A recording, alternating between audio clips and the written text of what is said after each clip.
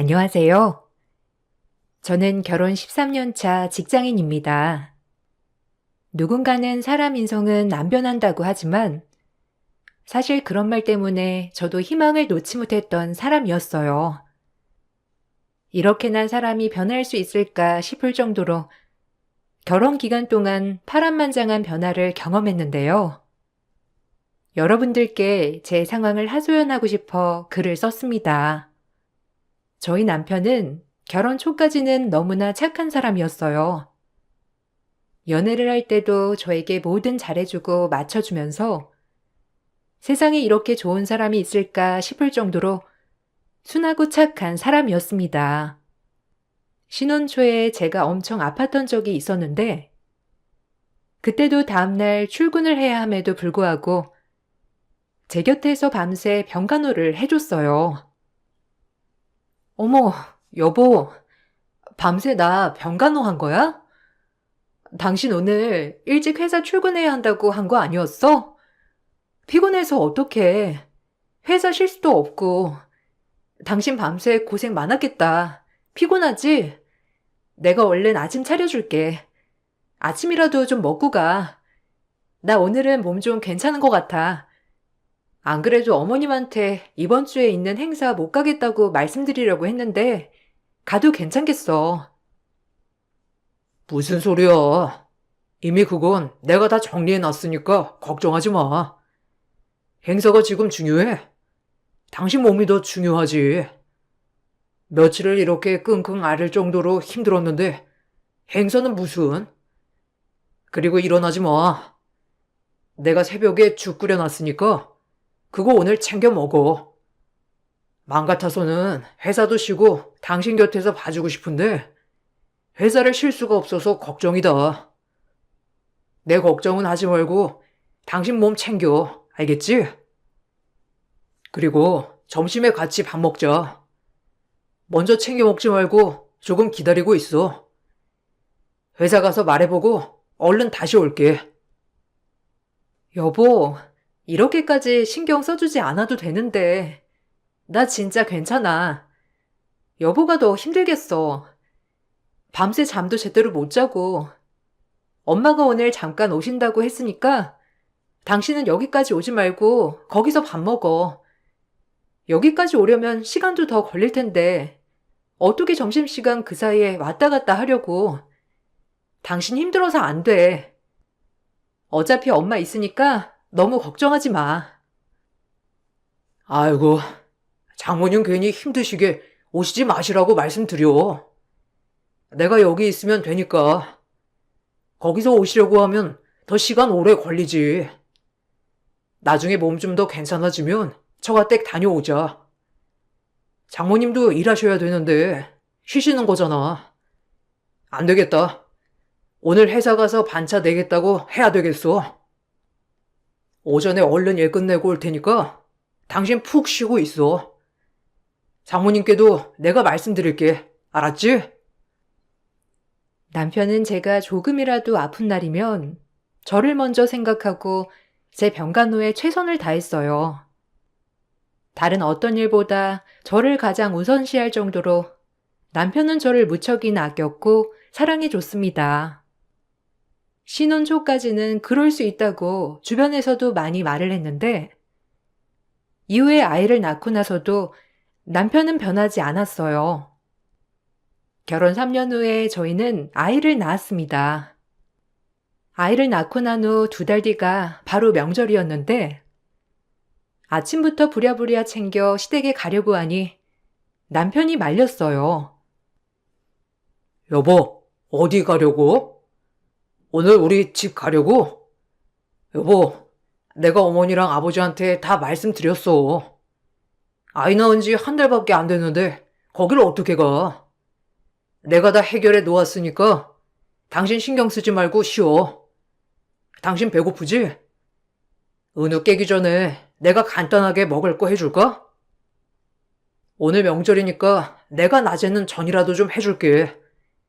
낮에 조금 쉬다가 오후에 처가댁에 가자. 알았지?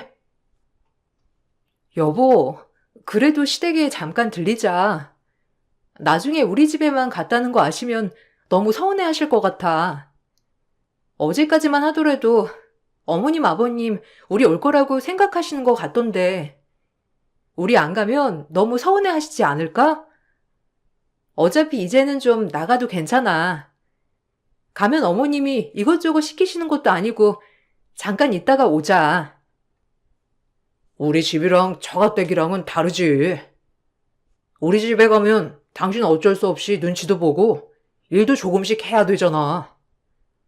처가댁에 가면 당신은 가만히 누워서 쉴 수도 있고 애도 다 봐주시고 하는데 우리 집은 안 가도 처가댁에는 가야지. 당신 하나도 신경 안 써도 돼. 내가 어제 저녁에 다 통화했어. 아무리 출산한 지 2달 넘었다고 해도 아직 당신 몸도 성치 않고 푹 쉴 수 있는 것도 아닌데 왜 가? 그냥 오늘은 나까지 집에서 푹 쉬다가 오후에 장모님 장인어른 좀 한가하실 때 가서 쉬다가 오자. 불편하게 생각하지 마. 아이를 낳고 나서는 남편은 가정에 더 충실했어요. 누군가는 아이를 낳고 나면 남편들은 다 밖으로 돈다고 했지만 남편은 오히려 나와 아이에게 더 잘해주려고 노력을 했습니다. 지금에서야 생각을 해보면 남편이 저에게 그렇게 잘해준 이유가 있었던 것 같아요. 바로 저희 집에서 남편 사업에 투자를 해주고 도움을 주기 때문이죠. 남편은 저와 결혼을 할 때쯤 사업을 시작하려고 했어요. 자금이 필요해 시댁이 먼저 얘기를 꺼냈을 때 시댁에서는 극구 반대를 하셨고 절대 도와줄 수 없다고 못을 박으셨죠. 그렇지만 저희 집에서는 적극적으로 응원을 해 주셨어요. 지원도 정말 많이 해 주셨고 부모님께서 인맥을 모두 끌어모아서 사업을 도와주셨습니다. 부모님께서는 남편의 순하고 착한 천성을 너무나 마음에 들어 하셨고 남편은 그런 부모님께 실망을 안 시켜드리기 위해서 노력을 많이 했어요. 장모님, 장인어른, 항상 감사합니다. 제가 2분 아니었으면 사업이 이렇게나 잘 될 수 있었을까 싶어요. 장모님, 장인어른 덕분에 사업도 이렇게 편안하게 잘 시작할 수 있게 되었고 자리도 잘 잡아가고 있습니다. 우리 은우도 건강하게 잘 자라고 있고요.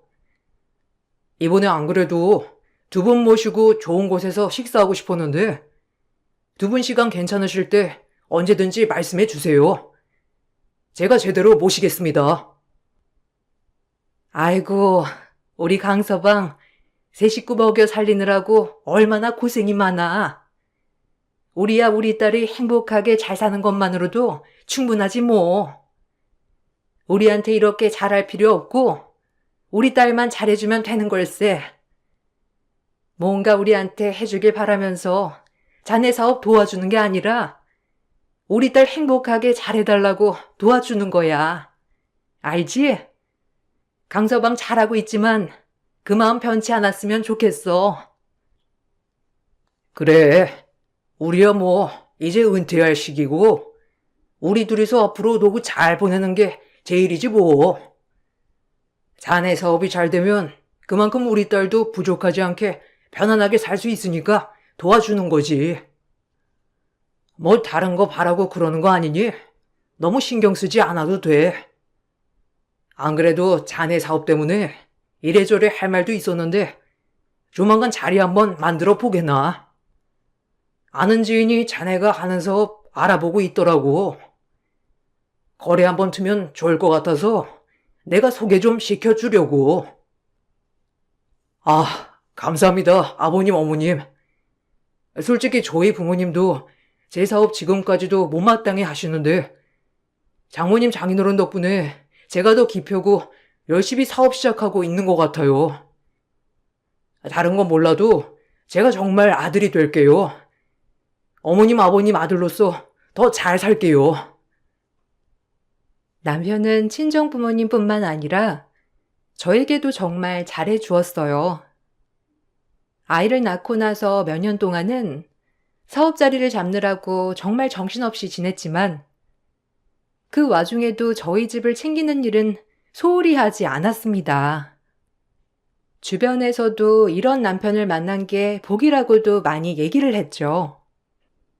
남편이 잘하는 만큼 친정 부모님께서는 사업이 잘 자리를 잡고 커갈 수 있도록 옆에서 정말 많이 도와주셨어요. 거래처를 연결해 주시기도 했고, 남편이 어려움을 겪고 있을 때는 얼른 이겨낼 수 있도록 도움을 주시기도 했습니다. 수년을 꼬박 노력하면서 자리를 잡으려고 한 끝에 드디어 사업은 점점 피기 시작했어요. 매달 벌어들이는 수입도 점점 달라졌는데 달라진 것은 수입뿐만이 아니었습니다. 어느 순간부터 남편의 태도도 눈에 보일 정도로 달라지기 시작했어요. 여보, 오늘 바빠? 안 그래도 아빠가 전화 왔었는데 당신 며칠 동안 연락이 안 된다고 하시더라고. 사업 때문에 이래저래 물어볼 게 있으시다면서. 여보, 당신이 한번 연락해봐. 저번에 당신이랑 연결해준 거래처에서 아빠한테 뭐라고 전화를 하셨던 모양이야. 당신이랑 연락해서 해결하려고 하셨다는데 그래도 아빠가 걱정되셨는지 연락했는데 당신이 안 받았대. 전화 못 받았어? 아, 그거? 아, 그 거래처 내가 거래하기 싫다고 하니까 장인어른은 참. 아, 그거 내가 알아서 한다고 말씀드려. 장인어른은 왜 자꾸 사업에 관여하시는지 모르겠네. 어차피 장인어른 잘 알지도 못하시는데 자꾸 그렇게 간섭하시니까 내가 진짜 너무 머리 아프다. 네가 좀 얘기해봐. 아, 왜 이렇게 연락하시는지 이해를 못하겠어. 당신 무슨 소리를 그렇게 해? 당신 지금 거래하는 곳 대부분 우리 아빠가 연결해준 곳이잖아.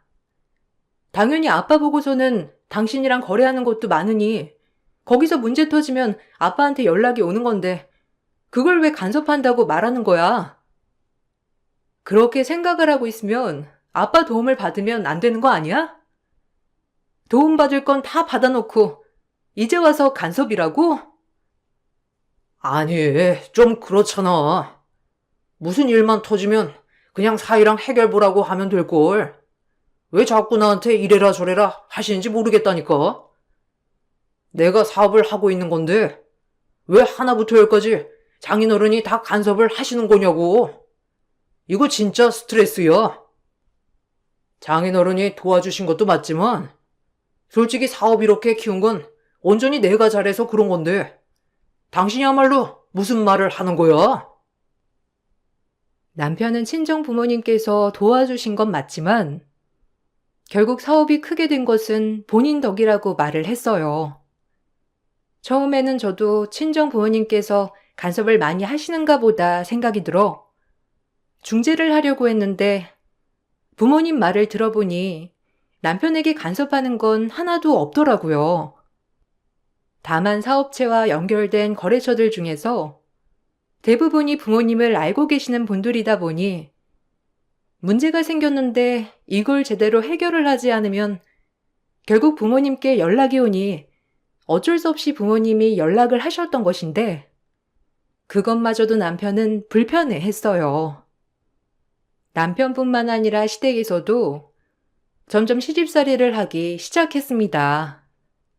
하루는 직장에서 일을 하고 있는 저에게 연락을 하셔서는 당장 시댁으로 오라며 화를 내셨어요. 저는 영문을 몰라 일찍 일을 정리하고 시댁으로 향했는데 집이 엉망진창이 되어 있더라고요. 어머님, 저 왔어요. 근데 이게 다 뭐예요? 집이 왜 이렇게까지 엉망이 된 거예요? 물건들은 왜 다 꺼내 있고 무슨 일이라도 있으셨던 거예요? 급하게 전화를 끊으셔서 급한 일 있으신 것 같다 생각은 했는데 집이 왜 이렇게 된 거예요? TV랑 세탁기랑 이런 건 왜 다 밖에 버려져 있고 어머님, 이사라도 가시려고요? 거기 우두커니 서 있으면 저절로 정리된다니?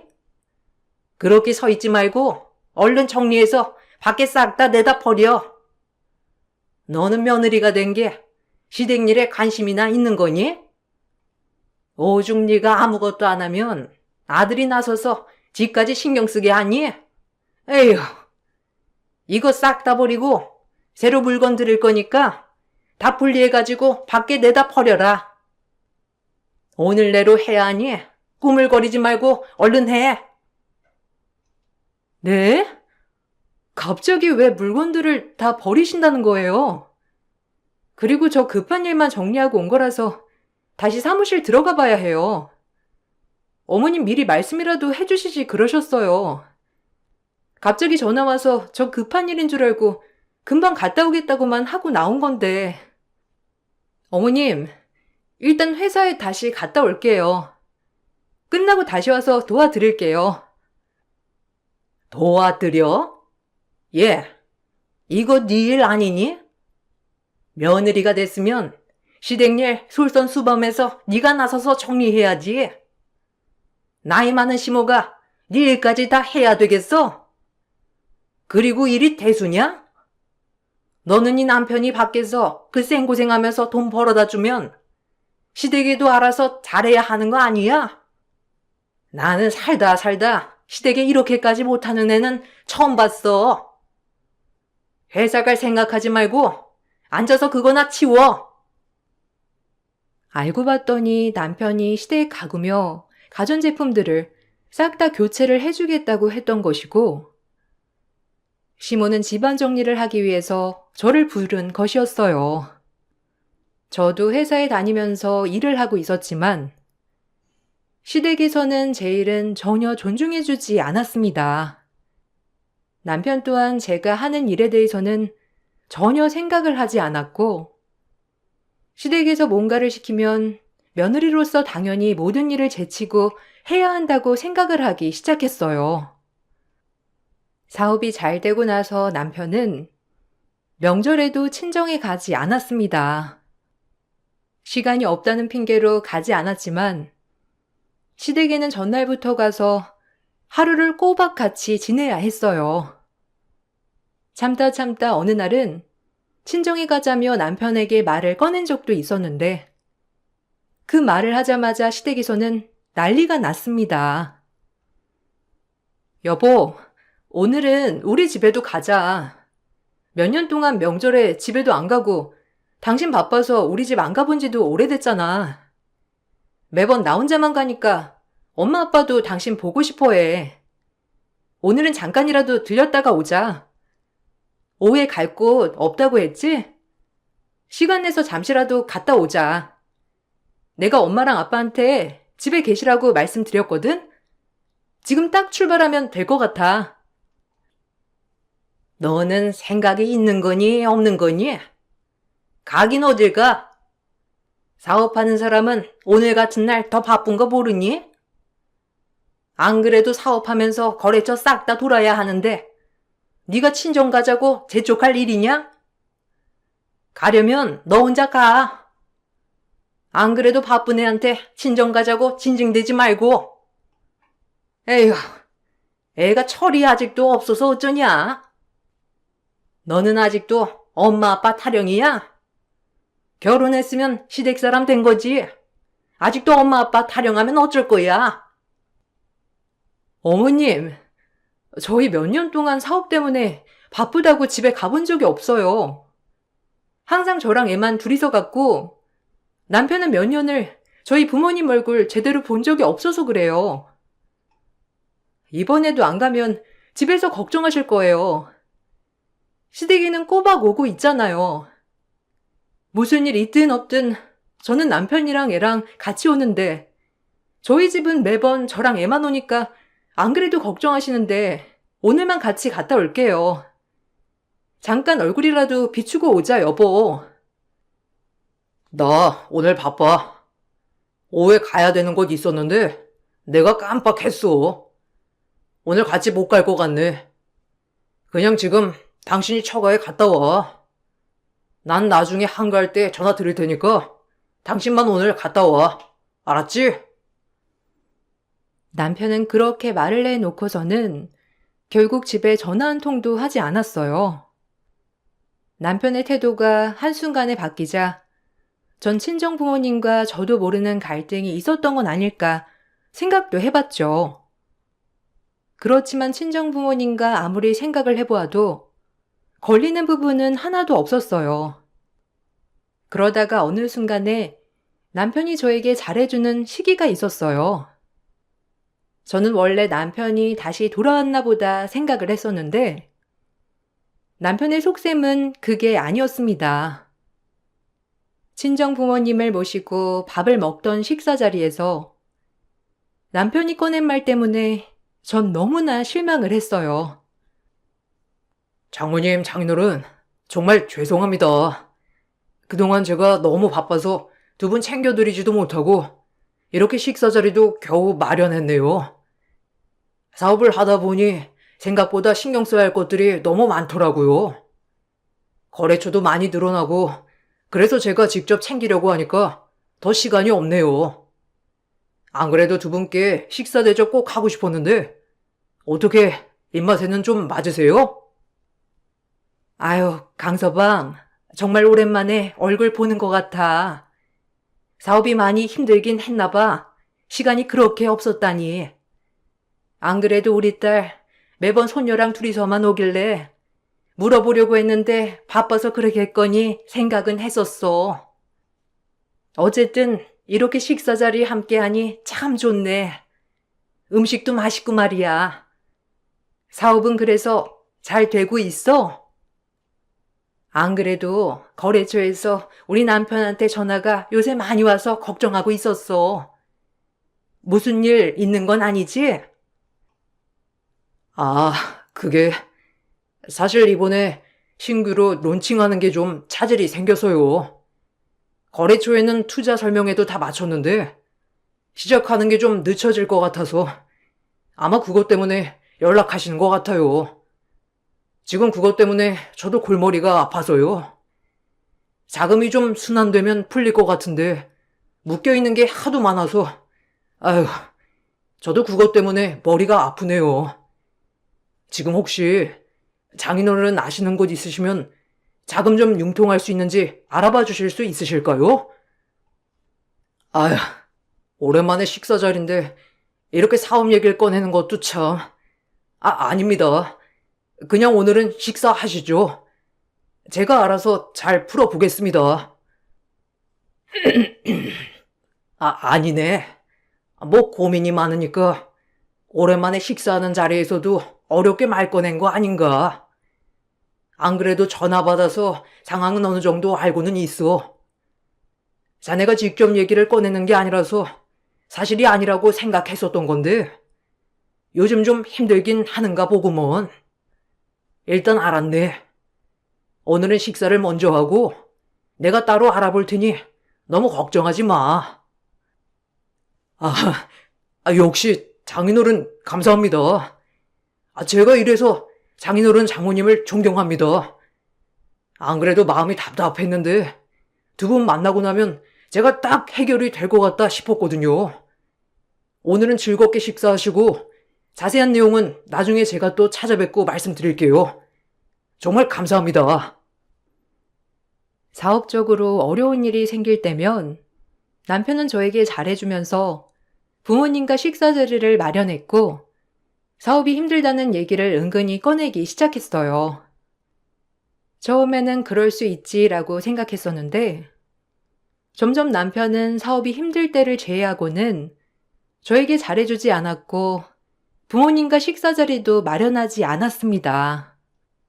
결국에는 사업 도움을 받기 위해서만 만난다는 걸 알고서는 그럴 때마다 남편에게 큰 실망을 하게 되었어요. 부모님께서는 남편의 행동은 어느 정도 눈치를 채면서도 결국 저를 위해서 이리저리 알아봐 주시기도 했고 결국 사업의 위기에서 도움을 많이 주셨습니다. 어느 정도 위기를 벗어나고 나서는 남편은 다시 저와 친정 부모님을 모른 척하기 시작했습니다. 실망감이 점점 쌓여가고 있을 때쯤 남편이 시동생이며 사촌들까지 사업장의 높은 직급으로 넣어두고 엉망진창으로 사업을 운영하고 있다는 것을 알게 되었어요. 남편에게 문제를 지적하자 남편은 심한 말을 했죠. 당신 사업장 어떻게 운영을 하고 있길래 다른 직원들이 날 보자마자 뭐라고 하소연만 해? 시동생이며 사촌들까지 다 사업장에 그냥 넣어둔 거야?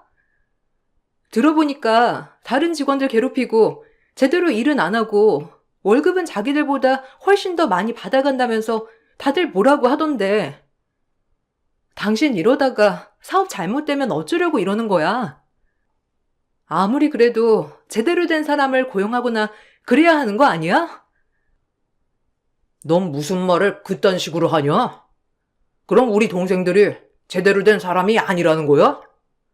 진짜 어처구니가 없다. 원래 이렇게 가족끼리 하나씩 주고 하는 거지. 뭐가 그렇게 불만인데? 불만 있는 직원 있으면 그냥 그만두라고 해. 걔네 말고도 일할 사람은 널리고 널렸으니까.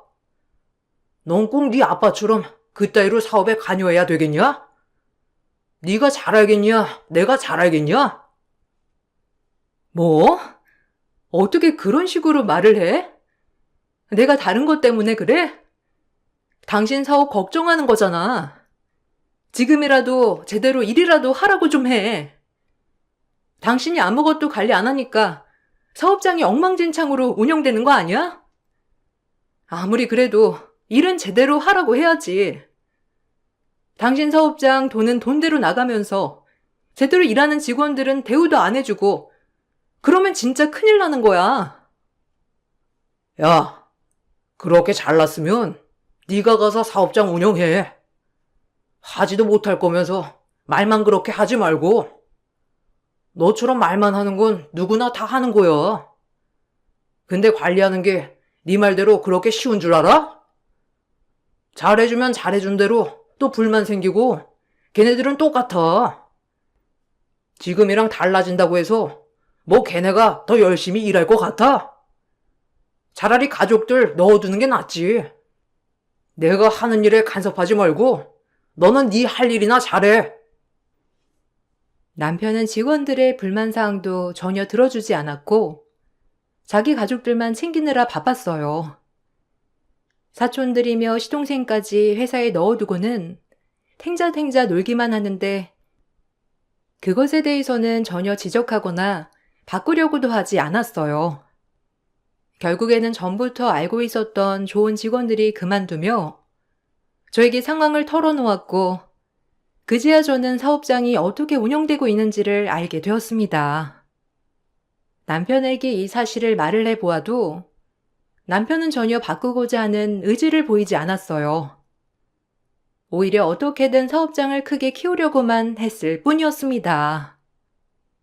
남편은 심지어 아이에게도 관심이 별로 없었어요. 그나마 사업상 만나는 사람들에게 좋은 이미지를 보여주고 싶어서 가족에게 다정한 아빠 코스프레를 했는데 어느 날 아이가 아파서 가족 모임에 참석하지 못하게 되니 남편은 크게 화를 냈어요. 아니, 고작 하는 게 애 하나 보는 거면서 애 몸 관리를 제대로 못하는 게 말이나 돼? 오늘 중요한 모임인데 애가 아파서 못 가는 게 지금 말이나 되냐고. 약 먹여. 얼른 열이라도 내리게. 애한테도 잘 설명하고. 가서 징징거리거나 아프다고 하면 혼난다고 해. 정말 이게 뭐 하는 짓이야? 가서 애 제대로 못 돌보면 진짜 알아서 해. 당신 진짜 뭐 하는 짓이야? 애가 아픈데 무슨 모임을 가겠다는 건데. 그거 우리 못 가. 애 컨디션 봐가면서 그따위 말 짓거려. 애가 아픈데 애 데리고 모임 가겠다는 아빠가 제정신이야? 그리고 애는 나 혼자 보니? 내 애이기도 하지만 당신 애이기도 한데 지금 뭔 소리를 하는 거야? 우리 못 가니까 당신 혼자 가던지 다음에 가던지 해. 아이씨, 말이 안 통하네. 지금 중요한 모임이라고 내가 아까 말했잖아. 그쪽에서도 우리 애랑 동갑자리에 같이 나오는데 같이 가서 좋은 모습 보여주면 사업에도 좋다니까 그러네. 헛소리 하지 말고 애 약부터 먹이고 열부터 떨어지게 해. 내가 뭐 가서 일을 하라고 했냐? 뭘 하라고 했냐? 그냥 밥이나 한 끼 먹고 오자는 거잖아. 그게 우리 좋다고 하는 거야? 당신 그 욕심 때문에 그러는 거잖아. 아니야? 어떻게 애가 아픈데 그런 모임에 가야 한다고 말을 할 수가 있어?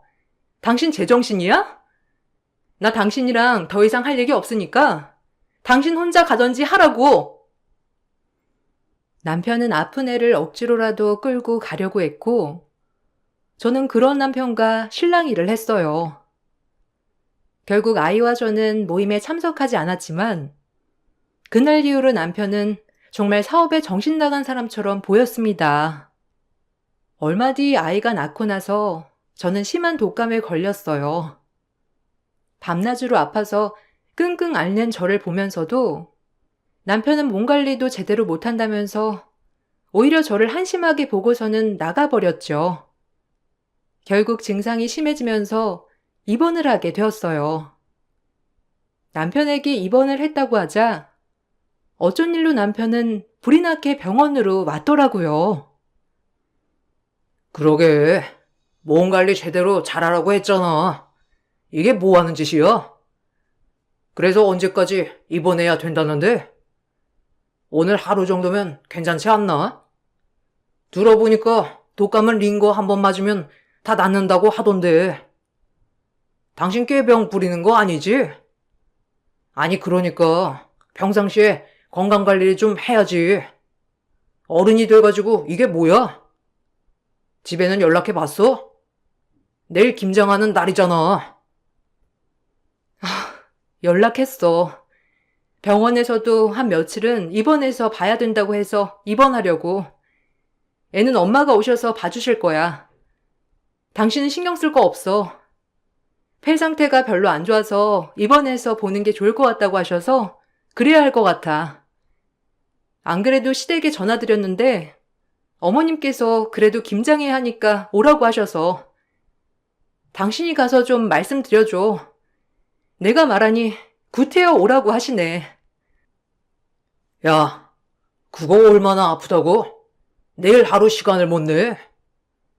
안 그래도 너 지금까지 우리 집에 뭐 한 것도 없잖아. 이참에 며느리 노릇 좀 해야 하지 않겠어? 감기 때문에 며느리 노릇 안 하냐? 슬슬 80포기만 해. 내가 엄마한테 많이는 못할 것 같고 80포기만 한다고 말해둘 테니까. 아, 너 가만 보면 우리 집에 무슨 일이 있을 때마다 아프다고 하는 것 같다. 너 이것도 꾀병이지? 야, 헛소리 하지 말고 내일 가서 김장해. 남편은 몸도 제대로 못 가누는 저의 꼴을 보고서도 다음날 김장을 하러 가라면서 말을 했어요. 그때 절 간호해 주려고 오셨던 엄마가 그 말을 듣고선 바로 들어와 남편의 뺨을 내리쳤습니다. 남편은 처음 엄마를 보고서는 깜짝 놀라 했지만 이내 화난 얼굴로 엄마에게 소리를 쳤죠. 장모님, 이게 도대체 뭐 하는 짓입니까? 제가 뭘 했다고 뺨을 날리세요? 아무리 장모님이라도 이건 아닙니다. 가족이라도 신고감이라고요. 안 그래도 제가 지금까지 꾹꾹 참아왔는데 도저히 안 되겠네요. 장모님이 이렇게 오냐오냐 하면서 키우니까 저 사람이 저희 집에 아무것도 안 하는 겁니다. 이렇게 감싸돌면서 키우시니 며느리가 되어서는 며느리 도리도 하나도 안 하고 있잖아요. 자네 지금 말 다 했나? 지금까지 우리 딸 이따위 취급을 하고서는 우리한테는 알랑방귀를 꼈어? 내가 지금 이거 가만 놔둘 것 같아? 우리가 지금까지 누누이 말했지? 다른 건 몰라도 우리 딸 행복하게만 해주라고. 그렇게 말했던 거 자네 어디로 들은 거야? 우리 딸 이렇게 만든 것도 다 네 탓이야. 내가 가만히 안 둘 거야. 아, 진짜 장모님이야말로 제가 가만히 둘 것 같아요? 지금 제 뺨 날리신 거 신고할 겁니다. 이거 신고하면 장모님 처벌 받으신다고요? 아세요? 그거 아시고서는 저한테 막말하시는 거예요? 장모님 뭘 어떻게 하실 건데요? 가만 안 두시면 뭘 어떻게 하실 거냐고요? 고작 조금 도와주신 거 가지고 지금까지 그러시는 것 같은데 지금 실수하신 겁니다. 그래, 그 얼마나가 어느 정도인지 내가 똑똑히 보여줄 테니까 각오해. 신고하려거든 하고 싶은 대로 마음대로 하던지. 근데 뒷감당 네가 다 할 수 있을 것 같니? 우리 딸 이 꼴로 만든 거 뼈저리게 후회하게 만들어줄 테니까 각오하라고. 남편의 태도를 보고서는 엄마는 그간 제가 어떤 취급을 받고 있었는지를 알게 되셨고, 그 후로 엄마와 아빠는 제 이혼을 적극 도와주셨습니다. 변호사를 선임하셔서 이혼 준비와 함께 사업에 투자했던 투자금을 회수하기 위해 모든 준비를 하셨어요. 안 그래도 남편의 태도가 변하기 시작하면서 엄마와 아빠는 여러 가지 준비를 해두셨다고 하시더라고요. 투자금에 대해서 서류도 다 작성을 해두셨던 것이었습니다. 그동안 아빠는 남편에게 투자도 하셨지만 투자자들 소개도 많이 해주셨어요. 남편의 거래처 중에서는 아빠의 소개로 연결된 곳들이 많았습니다. 남편은 자기 능력으로 거래를 뚫게 된 것이라고 생각했지만 사실상 아빠의 인맥으로 맺어진 거래들이 대부분이었죠. 투자 회수를 함과 동시에 아빠는 알고 있는 모든 사람들에게 남편과 남이라고 선언을 하셨습니다. 거기다가 그만둔 직원들에게 그동안 미지급한 추가 수당 등을 청구하는데 도움을 줬습니다. 남편 사업장에 할 수 있는 모든 청구는 다 한 번에 진행을 하셨어요. 거래처에서는 슬슬 남편을 손절하기 시작했고, 뒤늦게 남편은 사태 파악을 하고선 미안하다며 저희를 찾아왔습니다. 아버님, 어머님, 정말 죄송합니다. 제가 사업에만 눈이 멀어서 제대로 제가 가정을 돌보지 못했습니다. 정말 죄송합니다. 어머님, 아버님께 드릴 말씀이 없어요. 앞으로 제가 더 잘하겠습니다. 정신 차렸고 반성했어요. 와이프한테도 너무 미안하고 잘못한 것 같습니다. 사업 정리하고 다시 시작하겠습니다. 한 번만 용서해 주시면 안 될까요? 아니, 용서 따위는 없어. 내가 널 그동안 참아준 건 네가 잘나서가 아니고 우리 딸 남편이기 때문이야. 어디서 그따위 생각으로 우리 딸이랑 다시 만나겠다는 생각을 해? 다신 우리 앞에 나타나지도 말고 찾아오지도 마. 그 잘난 네 가족들이랑 알아서 살든지 말든지 하고 우리한테 더 이상 찾아오지 말라고. 이제 와서 낯짝도 두껍지. 참나. 정말 죄송합니다. 제가 앞으로 더 잘하겠습니다. 돈을 벌다 보니 돈에 눈이 멀어서 그랬어요. 정말 죄송합니다. 어머님, 아버님 한 번만 용서해 주시면 제가 전보다 더 잘할게요. 앞으로는 장모님, 장인어른이 시키는 대로만 하겠습니다. 한 번만 용서해 주세요. 여보, 한 번만. 내가 진짜 잘못했어. 당신이랑 우리 아들한테도 잘할게. 한 번만 기회를 줘.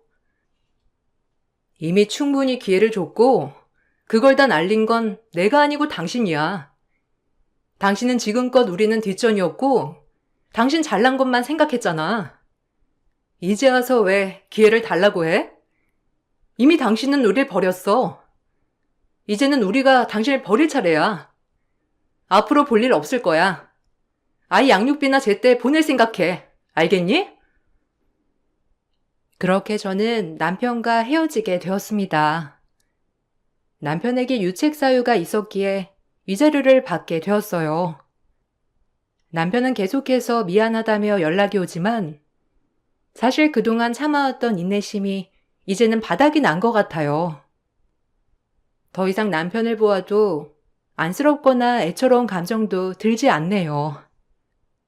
그렇게 잘 나가던 남편 사업은 거래처가 다 떨어져 나가고 나서 업계 내에서도 이미지는 최악으로 떨어지게 되었습니다.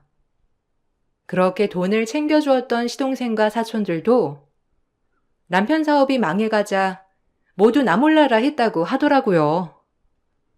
돈을 잘 벌 때는 그렇게 떠받들던 시댁에서조차 남편이 망하면서 그동안 해주었던 좋은 가전제품이며 가구들을 다 처분해야 했다더라고요. 아마 그 집에서는 매일매일 서로가 서로의 분쟁이 되고 있겠죠. 저는 아이와 함께 친정으로 들어와 생활을 하고 있습니다.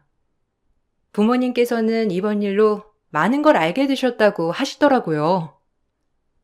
진정 자식이 행복하길 원한다면 무조건 문제를 해결해 주는 게 답이 아니라는 걸 느끼셨다고 해요. 지금은 아이와 함께 행복하게 잘 지내고 있어요. 가끔 면접 교섭으로 보는 남편은 초췌해 보이긴 하지만 그것 또한 본인이 이겨내야 할 것이라 생각한답니다. 여러분들은 저처럼 사람이 한순간에 바뀐 경험이 있으신가요? 어떻게 그 상황을 이겨내셨는지 궁금하네요. 제 얘기를 들어주셔서 감사합니다. 모든 분들께 행복과 축복이 가득하시길 기원할게요. 안녕하세요.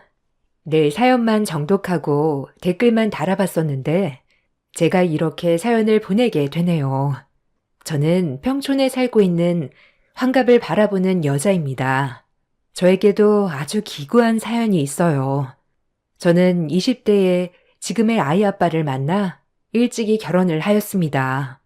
어린 시절 친정 아빠의 외도 때문에 엄마와 아빠가 이혼하신 틈에 엄마랑만 살아서 그런지 결혼을 더 빨리 하고 싶었던 것도 있었어요.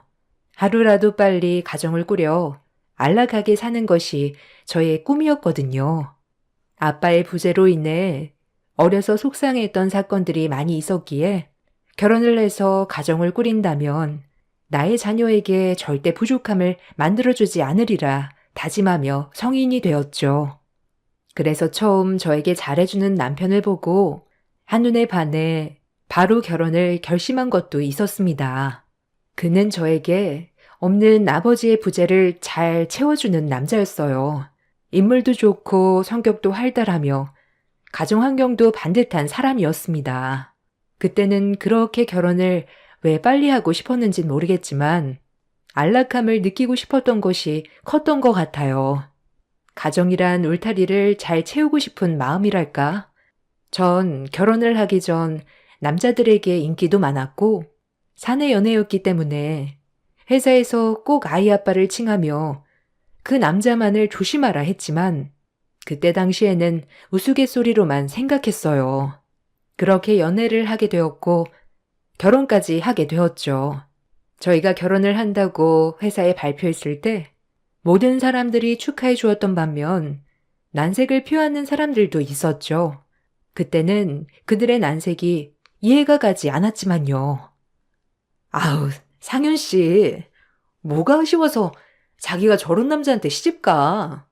인물값 한다니까, 용만 씨는. 내가 잘 알아서 그래. 저런 남자 만나면 피곤해. 그것도 능력이죠, 뭐. 그래도 지금 저에겐 너무 다정하고 잘해주는 남자니까요. 괜찮아요. 조언 감사합니다. 아유, 내가 진짜 상윤 씨 걱정해서 하는 말이야. 뭐 결혼 결정했다니까 더 이상 말은 하지 않을 건데 그래도 난 상윤 씨가 너무 아깝다. 전 사랑에 눈이 멀었던지라 귀에 들리지 않았고요. 그렇게 결혼 생활을 하고 전 자연히 일을 그만두게 되었죠. 제 인생에서 가장 큰 후회를 하는 일이 그때 그 말을 귀 기울여 듣지 않았던 거였어요. 지금 와서 생각하면 부질없지만 결혼에 있어 신중하지 못했던 제가 너무나 원망스러웠죠. 그래도 결혼 덕분에 눈에 넣어도 안 아픈 딸을 얻게 되어 그것은 큰 기쁨이지만요. 남편은 4대 독자였기 때문에 시부모님을 모시고 살았어요. 그렇게 시집살이는 시작되었습니다. 혹여라도 몸이 아파도 아픈 티를 내지 않고 시부모님 밥상을 3끼 꼬박 차려야 했으며 집에선 하루 종일 쓸고 닦고 집안일에 몰두하기 바빴죠. 처음엔 그것이 미덕이라고 생각했어요.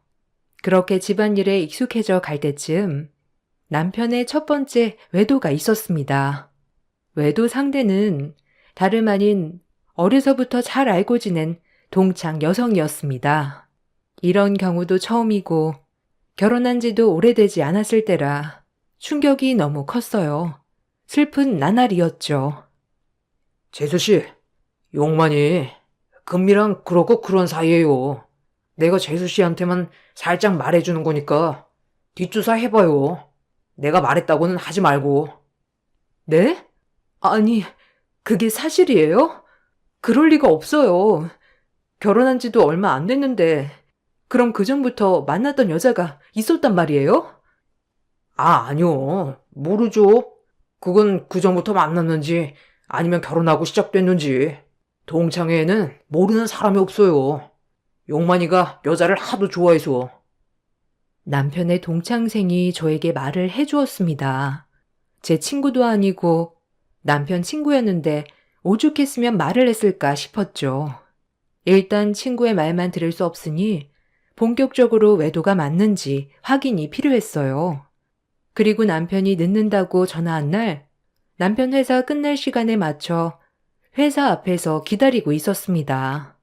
역시나 남편은 나와서 집이 아닌 다른 곳으로 발길을 향했죠. 소문이 사실이 되는 순간 남편은 금미라는 여자와 여관에 들어가고 있었습니다. 몸이 부들부들 떨리기도 했고 어찌해야 할지 몰라 발만 동동 굴렀네요. 당신 미친 거 아니야? 아니 어떻게 바람을 필 수가 있어? 그러고도 내가 모를 줄 알았어? 나 이렇게는 못 살아. 무슨 말이라도 좀 해봐. 당신이 오해한 거라니까. 그냥 어렸을 때부터 알고 지낸 친구야. 네가 너무 예민한 거야. 그러니까 오해 말고 나만 믿어. 왜 이렇게 시끄럽냐? 여자 목소리가 담장 넘으면 안 되는데 뭐 때문에 그러냐? 일 갔다 온 남편 붙잡고 뭘 그렇게 짱알짱알? 어머니, 아니에요. 주무세요. 당신도 이제 그만해. 난 아니라고 했어. 혼자 오해하고 북치고 장구치고 앞서 나가지 마. 아니긴 뭐가 아니야. 오늘 장미여관 들어가는 거 내 눈으로 똑똑히 봤는데 동창회에서도 모르는 사람이 없다며. 너 내 뒷조사했어? 와, 이거 소름 돋는 애네. 남자가 밖에서 일하다 보면 좀 그럴 수도 있는 거지. 말이 왜 이렇게 많아, 집구석에서? 아가야, 조용히 해라. 아버님 계신다. 어디 파가지를 긁어대게. 아범, 피곤할 텐데 그만하고 어서 자거라. 시부모님과 같이 살았기 때문에 제가 남편에게 뭐라고 하려고만 치면 시어머님이 시끄럽다며 말을 못하게 하셨어요. 여자의 목소리가 담장을 넘어가면 안 된다고 말이죠. 그때는 남편이 하도 아니라고 하고 결혼한 지 얼마 되지 않았기 때문에 참고 넘어갔습니다. 명백히 여관에 들어가는 모습도 봤지만 애써 아니라는 남편의 말을 믿고야 말았죠. 그렇게 전 어리석었어요. 그리고 시간이 흐르자 시어머니는 임신을 왜 하지 않냐고 말을 하기 시작했습니다. 이상하게 저와 남편 사이에는 임신이 되지 않았죠. 임신을 하면 남편도 변할 거고 다시 예전의 남편으로 돌아오겠거니 생각했어요. 그래서 병원도 찾아다니고 임신에 좋다는 약도 지어 먹어봤지만 애석하게도 임신은 쉽지 않았어요. 그때 남편이 저에게 입양을 권유했습니다. 애를 원래도 좋아하는 남편이기도 했고 제가 정부 칠 때가 아예 없어서 그랬는지 남편은 적극적으로 입양을 권유했습니다. 살림살이가 여유가 있었기에 가능한 일이었죠. 그리고 저희는 그렇게 보육원에 갔습니다. 시어머님도 혹시라도 아기를 입양하면 아기가 생기지 않을까 하셔서 입양을 허락해 주셨어요. 대신 입양만큼은 아들이 아닌 딸로 선택하라고 말씀하셨죠. 저희는 그렇게 아이를 입양했습니다. 5살 난 어린 여자아이였지만 그때 당시에도 똑똑했네요. 다행히 시어머님도 곧잘 예뻐해 주셨고요. 저도 남의 아이라고 생각하지 않고 제 자식처럼 키웠네요. 낳은 정보다 기른 정이 크다는 말이 실감되었죠. 그렇게 남편도 딸아이가 생기니 한동안 마음을 다잡는 듯 했습니다. 그리고 기적처럼 저희에게 아들이 찾아왔어요. 첫 아이를 입양하고 2년 만에 찾아온 아들이었습니다. 시어머님은 너무 기뻐하셨고 남편과 저 또한 기뻤죠. 그리고 전 딸과 아들을 제 목숨처럼 애지중지 키웠습니다. 누구 하나 남의 자식이 아닌 정말 제 자식처럼 똑같이요. 그렇게 행복에 젖어갈 때쯤 남편은 또다시 집 밖으로 나돌기 시작했습니다. 재벌은 남주지 않듯이 말이죠. 정말 구제불능이었습니다. 그렇게 스트레스 받는 와중 남편은 저에게 첫 번째 외도의 상처가 아물기도 전에 두 번째 상처를 주었어요. 이번에는 대놓고 남편과 불륜을 저질렀다는 여성의 남편이 찾아와서 집 전체를 다 깽판 쳐놨네요. 시어머님도 충격받으시고 저도 너무 놀랐어요. 도용만 나와. 네가 도용만이야? 어디 할 짓이 없어서 남의 마누라를 건드려? 내가 회사 못 다니게 해줘? 어딨어? 그 남자는 집안 물건을 하나하나 깨부시며 남편을 찾았습니다. 집에 아이도 있었기 때문에 말릴 수밖에 없었죠. 저기, 제가 도용만 와이프 되는 사람이에요. 어떻게 된 일이에요? 아니, 진정하시고 앉아서 말씀 좀 해주세요. 지금 저희도 아저씨랑 똑같은 입장이라고 생각 안 드세요? 그것들이 문제지. 왜 이 집에 와서 행패시냐고요? 애들 있는 거 안 보이세요? 당신이 와이프야? 집에서 내조를 어떻게 했길래? 남자가 밖으로 나돌아. 당신이랑 얘기할 거 없고 도용만 나와. 아니, 저기, 아기 아빠. 아니, 무슨 일인지 모르겠지만 오해가 있는 것 같은데 나중에 나가서 얘기해요. 지금 집에서 이러지 말고. 아줌마가 도용만 모친이에요? 됐고, 난 아줌마랑 저 여자랑 얘기할 거 없고 도용만 이놈 나오라니까. 어디 숨었어? 그 남자가 집에 난리를 치는 동안 남편은 잠깐 대문 앞에 왔다가 돌아서 도망가는 모습을 발견했죠. 제가 다 수치스러웠네요. 그렇게 한참을 집에 온갖 화풀이를 하고 남자는 돌아갔어요. 그리고 해가 지고 남편이 집에 돌아왔죠. 뻔뻔 그 자체로요. 어머니, 괜찮으세요? 뭐 잠깐 오해가 있어서 그런 거니. 어머니는 신경 쓰지 마세요. 별일 아니에요. 다치신 데는 없죠? 아휴, 그래 뭐. 남자가 바깥 일 하다 보면 이런 일 저런 일 생길 수도 있는 거지. 어미는 신경 쓰지 말아라. 너 다친 곳은 없는 게야? 서로의 안부를 묻는 모자였습니다. 저와 애들은 안중에도 없었네요. 그리고 나서 뻔뻔하게 남편은 저에게 미안하단 말조차 하지 않고 당연하다는 듯이 밥상을 내오라고만 했네요. 성격 같아선 그 밥상 자체를 엎어버리고 싶었지만 아이들 때문에 참았죠. 밥 좀 내와. 배고프다. 오늘 하루 종일 굶었더니 현기증 나. 나 밥 못 먹으면 어지러운 거 알지? 국이랑 대충 해서 내와. 나한테 할 말이 밥 달라는 거밖에 없니? 너 지금 제정신이야? 네가 그러고도 애들 아빠야? 창피하지도 않아? 그만 짱알대라. 나 피곤해. 네가 사회생활을 아냐? 혼자 오해하고 집 찾아와서 깽판 치고 나보고 어쩌라는 거야? 오해라고? 그럼 아까 왜 안 들어왔는데? 당신 너무한 거 아니야? 내가 뭐 때문에 이렇게 살아야 돼? 도대체 내가 왜 사는 거냐고?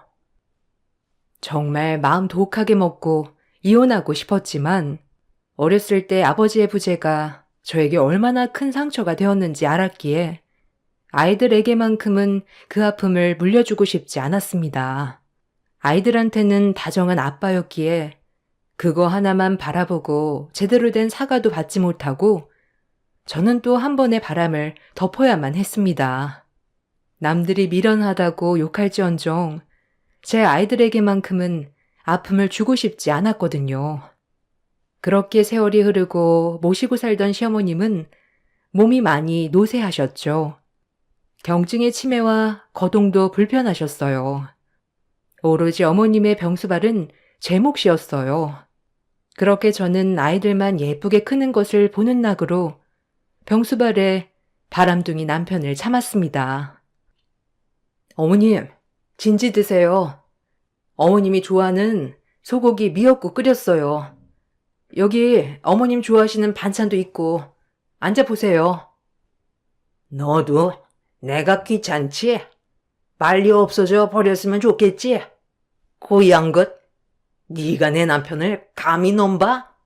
네가 그러고도 무사할 것 같으냐?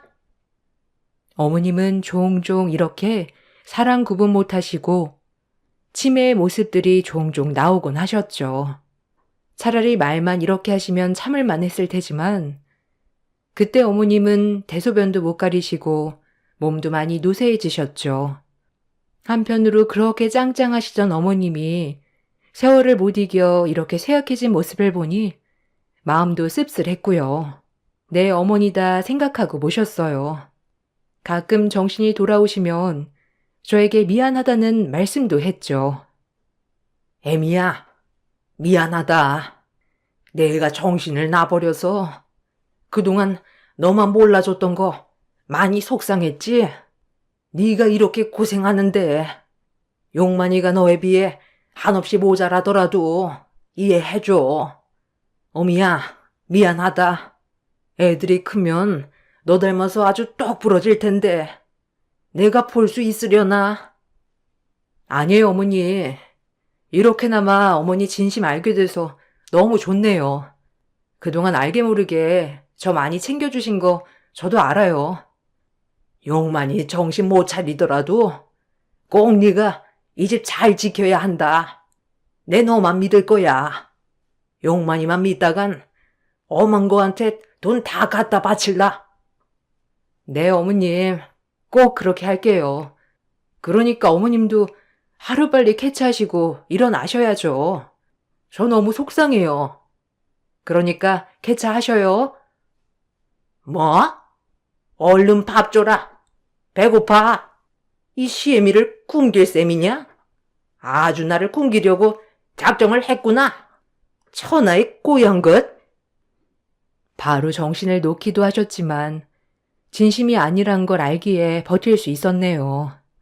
어머님 병간호를 6년째 하며 지낼 때 딸은 누구를 닮았는지 아주 똘똘이 성장해 주었어요. 아빠를 온전히 이해하지는 못했지만 그래도 아이들에게만큼은 다정한 사람이었기에 아빠를 잘 따르기도 했고 제 바람대로 구김살 없이 잘 자라주었습니다.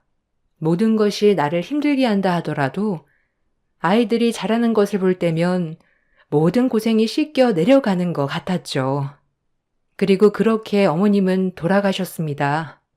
6년째 병간호를 하던 밤 길고 긴 잠에서 깨지 못하셨죠. 어머님은 평소에 하셨던 말씀처럼 재산의 반은 제 이름으로, 반은 남편의 이름으로 해주셨어요. 참 감사했죠. 아마도 남편을 믿지 못하여 하셨던 걸 알지만요. 그렇게 어머님의 장례식이 시작되었고 남편의 지인이라고 한 여자분이 찾아왔습니다. 그동안 남편의 불륜녀들과는 다른 품이 있고 우아한 여성의 느낌이었죠. 아, 안녕하세요. 고생 많으시네요. 속상하시겠지만 힘내시고 빨리 슬픔 속에서 벗어나시길 바라겠습니다. 그럼. 지인은 남편과 눈인사를 하고 저에게 저렇게 말을 했죠. 그리곤 자리를 떠났습니다. 무언가 쎄한 느낌은 났지만 그래도 조문 온 손님이니 최대한 친절하게 안내해 드렸네요. 남편은 장례식이 끝나고 어머님 상속 지분을 보고 화를 냈죠.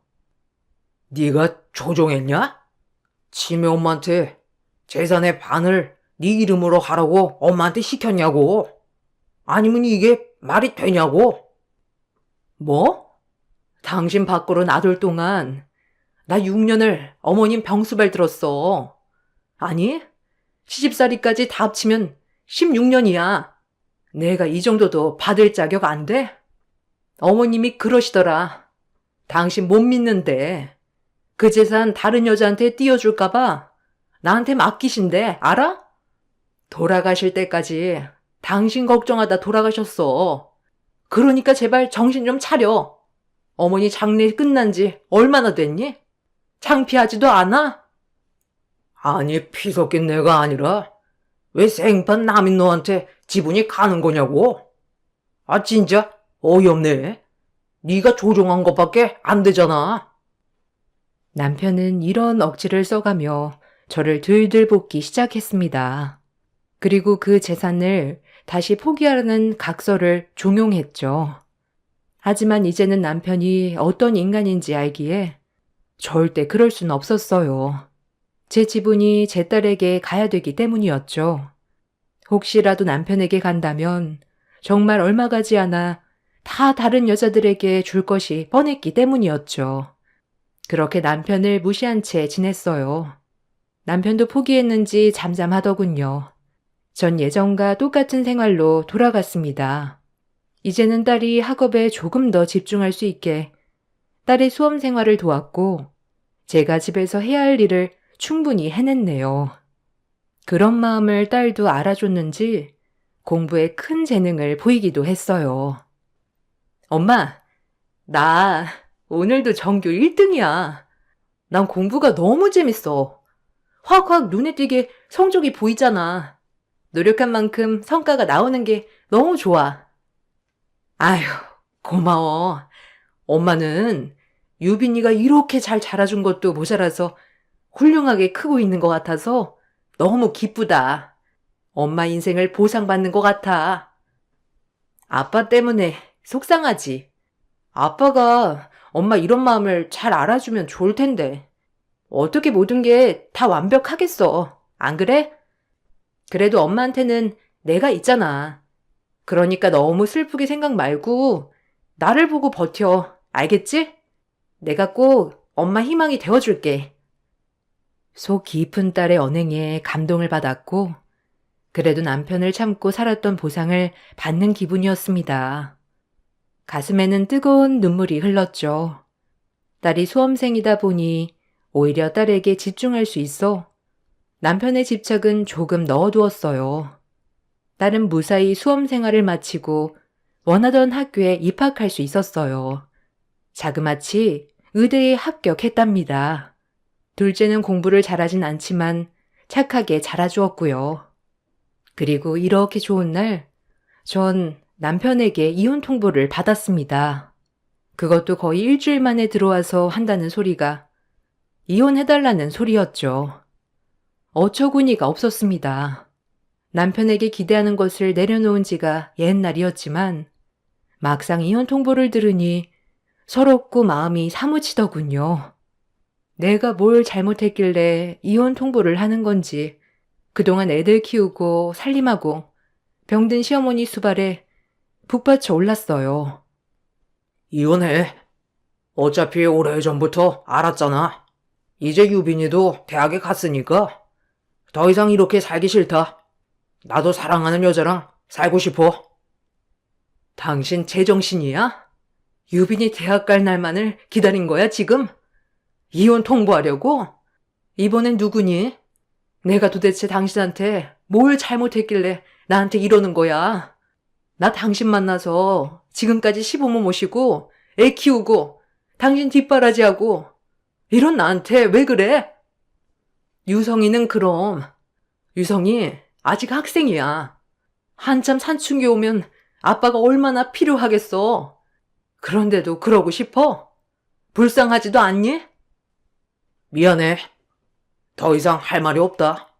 나도 이제 내 인생 살고 싶어. 그냥 놔주라 놔줘. 유빈이랑 유성이한테는 내가 알아서 설명할게. 뭐? 네 인생? 그럼 나는 그동안 내 인생 없어서 너희 집에 희생하고 살았는 줄 아니? 진짜 뻔뻔하기도 짝이 없지.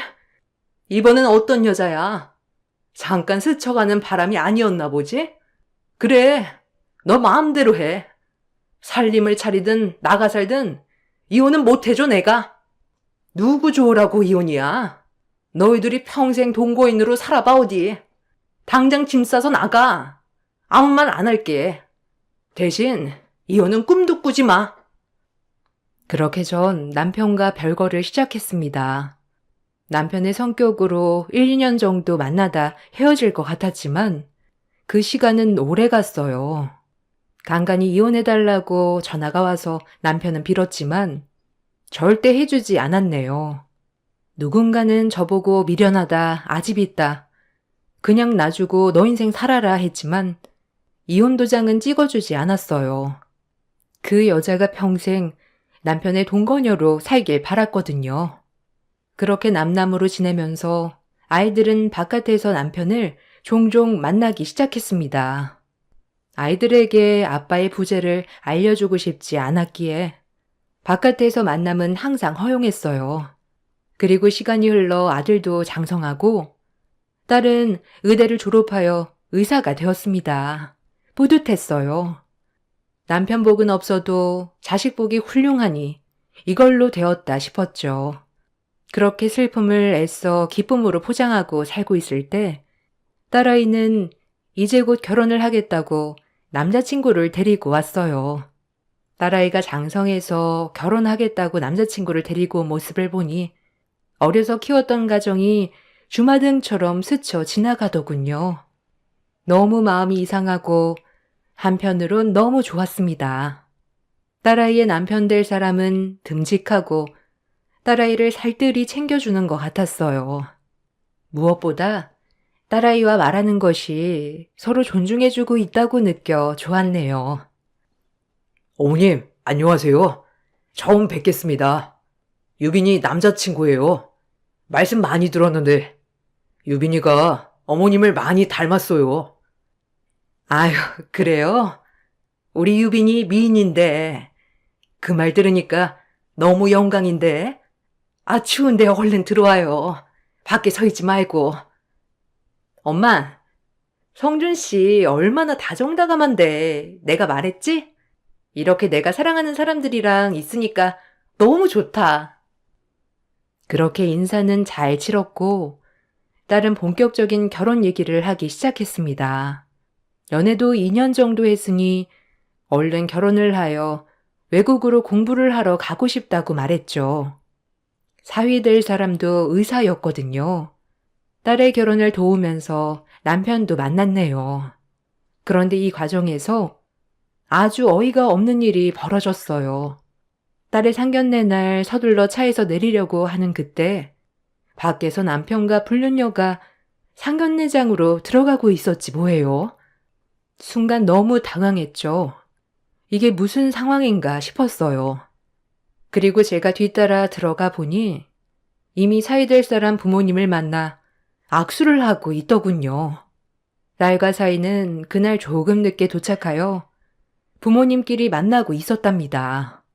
제가 너무 놀라 식당을 빠져나오자 멀리서 딸이 걸어오더군요. 그리고 딸도 어처구니 없어 했죠. 엄마, 왜 안 들어가? 안 추워? 아마 어머님, 아버님 와 계실 건데. 난 조금 늦는다고 말씀드렸거든. 아빠 와 있지? 아니, 그게... 네 아빠가 글쎄 같이 사는 여자를 데리고 들어가서 내가 너무 당황해서 나왔어. 혹시라도 사돈들은 모르실 거 아니야. 안 그래? 아휴, 미안하다. 엄마가 이러려고 한 게 아닌데. 네 아빠 진짜 어쩜 좋으니 유빈아? 뭐? 아빠 진짜 미친 거 아니야? 됐어. 엄마, 집에 가자. 내가 어머님, 아버님한테 다 말씀드릴게. 요즘 별거가 흠도 아니고 내 잘못도 아니잖아, 안 그래? 그냥 엄마는 그런 줄 알아. 나도 아빠 지금 너무 보기 싫네. 그냥 가자. 딸은 제 손을 이끌고 상견례장을 벗어났습니다. 사위에게는 딸이 급히 배탈이 나서 오던 중에 병원에 갔다고 전하였고, 저는 급히 남편에게 전화를 걸었죠. 정말 이가 부득부득 갈렸어요. 끝까지 이렇게 해야 하는지, 그 자리가 어느 자리라고 그러는 건지 따져 물었죠. 당신 미친 거 아니야? 그 자리가 어느 자리라고 불륜녀를 데리고 가. 유빈이 오늘 그 모습 보고 바로 뛰쳐나왔어, 알아? 당신이 그러고도 사람이야? 넌 진짜 구제불능이야. 나이를 처먹나 안 먹나 어쩜 그리 똑같니? 너를 만난 게 내 인생의 최악이야. 그러니까 깔끔히 이혼해줬으면 좋잖아. 그리고 너, 이 사람이 어떤 사람인데 함부로 불륜녀 취급이야? 너보다 훨씬 많이 배우고 얼마나 똑똑한 여자인데. 의사라고. 네가 그렇게 말을 해, 감히? 어쨌든 난 혼주석에 내 여자 앉힐 거니까 네 마음대로 해. 네가 엄마라고 나타나 보던지. 그 여자도 그렇게 하자고 하지? 둘 다 제정신이 아니구나. 한 명이라도 덜 미쳐야지. 하긴 둘 다 미쳤으니 지금 그러고 살고 있겠지만. 남편은 제가 이혼을 안 해준 것이 분하여 이렇게 작정을 하고 저를 골탕 먹인 것이었어요. 제가 더 이상 할 말이 없었습니다. 유빈아, 그냥 엄마는 결혼식에 참석만 할게. 혹시라도 엄마 아빠 때문에 네가 시어른한테 결혼도 가기 전에 안 좋은 모습 보이면 어떡하니? 결혼식 끝나고 아빠랑 단판 지을 거야. 일단은 그냥 이렇게 하자, 어? 엄마도 너무 속상해. 엄마, 진짜 바보야? 그 혼주 자리가 어떤 의미인지 몰라? 나 5살 때 입양해줘서 엄마가 나 이렇게 이쁘고 훌륭하게 키워줬는데 어떻게 그런 자리를 그 더러운 불륜녀한테 앉으라고 할 수 있어? 엄마는 그런 말이 쉽게 나와? 그러니까 맨날 당하고 살지. 전 딸을 계속 구슬렸어요. 혹여나 딸이 책 잡힐까봐 시 어른들한테는 절대 말하지 말고 그냥 조용히 넘어가자고 했네요. 그렇게 어이가 없는 상황들이 지나가고 딸의 결혼식이 되었죠. 정말 억울하고 분노가 치솟았지만 딸의 결혼식을 참석했습니다. 그렇게 결혼식이 시작되고 혼주석에는 잘난 불륜 남녀 한 쌍이 앉아 있었죠. 이가 갈렸어요. 그렇게 불륜녀가 엄마 행세를 하고 딸이 입장하는 순간 불륜녀는 소스라치게 놀라며 일어나서 입장하는 딸의 얼굴을 살피기 시작했죠. 그리고 딸의 손목에 있는 특이한 큰 점 3개를 확인하고 옆에 있던 남편에게 소리를 질러댔습니다. 그 목소리가 하객석에 있는 저희에게까지 다 들릴 정도로 말이죠. 아니, 정말 당신 딸이에요? 당신 딸 맞아요? 수연이 아니야? 수연이 맞지? 이제야 찾는구나.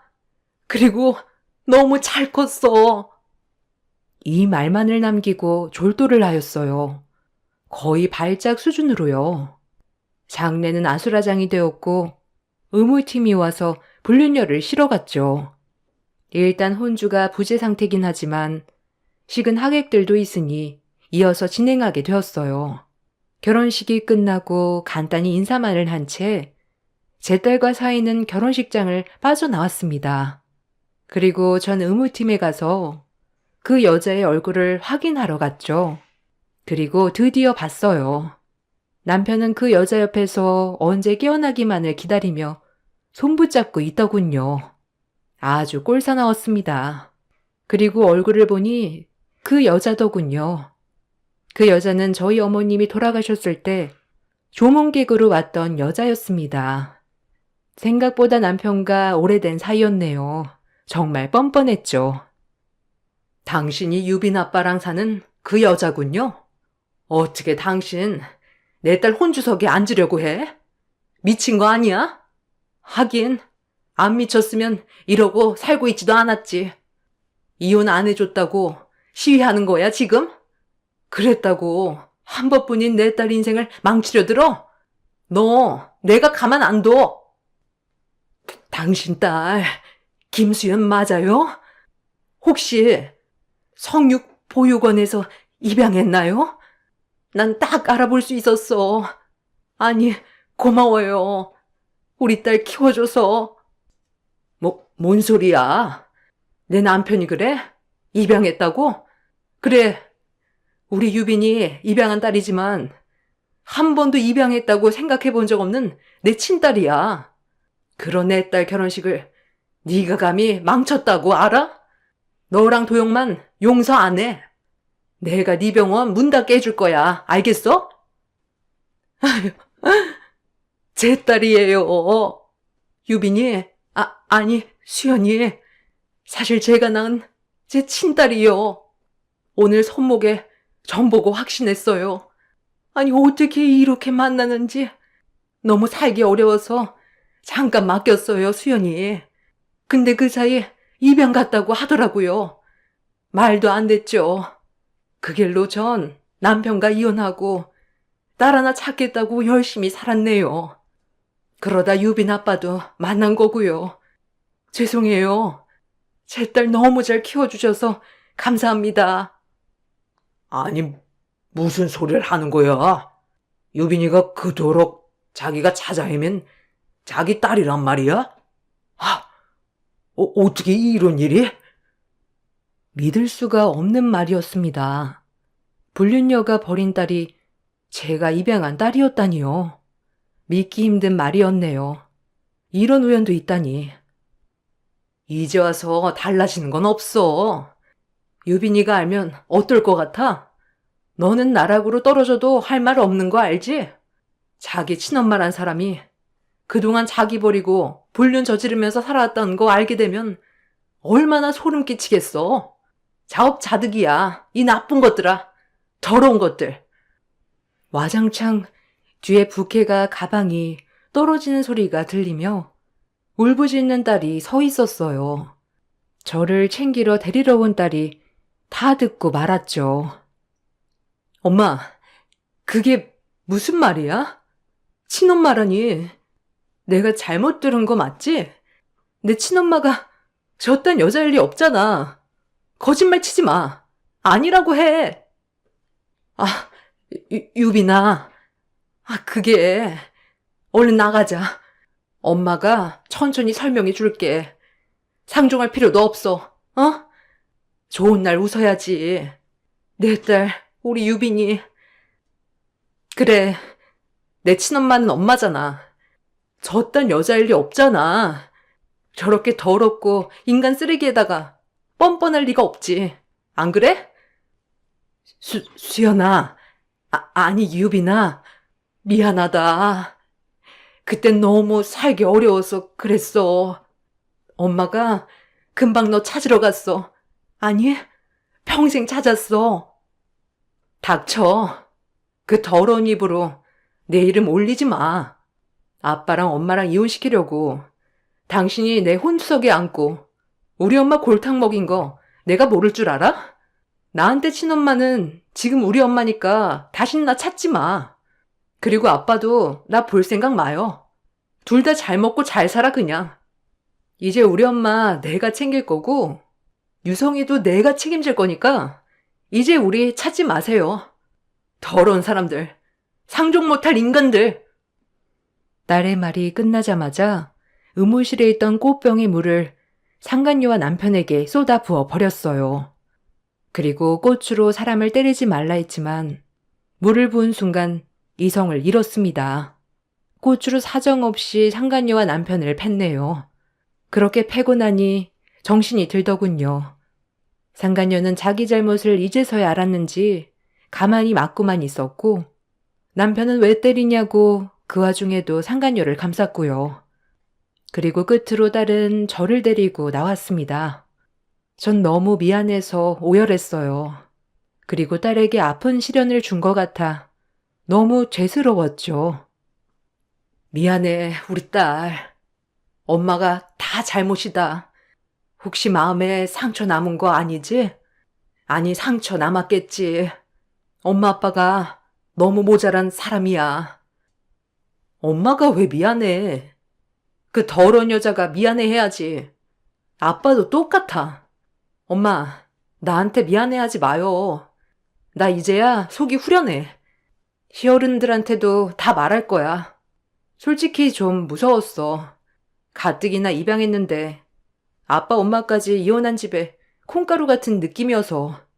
근데 엄마가 양보하겠다고 했을 때 솔직히 내심 좋았다? 나 참 나쁘지. 내가 시부모에게 잘 보이기 급급해서 이제 다 말하고 홀가분히 살래. 그리고 엄마는 누가 뭐래도 영원한 내 엄마야, 평생. 그러니까 우리 이제 행복하게 우리만을 위해 살자. 딸의 말을 듣고 눈물이 너무 났습니다.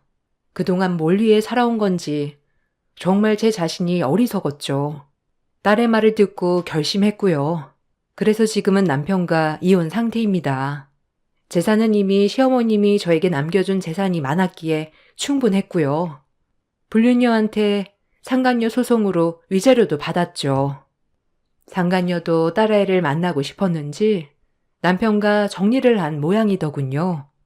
하지만 딸아이는 상간녀와 만나주지 않고 접근금지 신청을 했고요.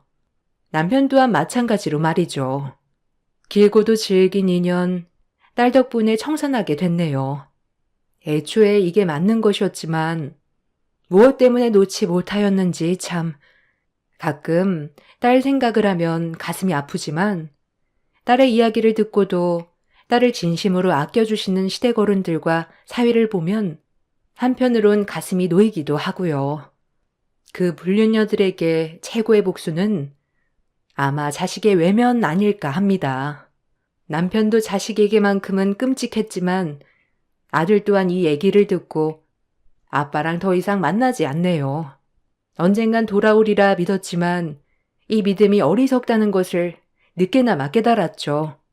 지금은 모든 걸 훌훌 털어버리고 우리 딸 아들과 행복하게 살고 있습니다.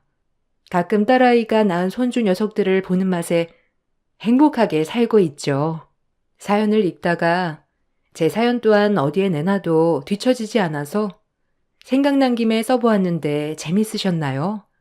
추운 겨울 옷 따뜻이 입으시고 행복한 하루 보내세요.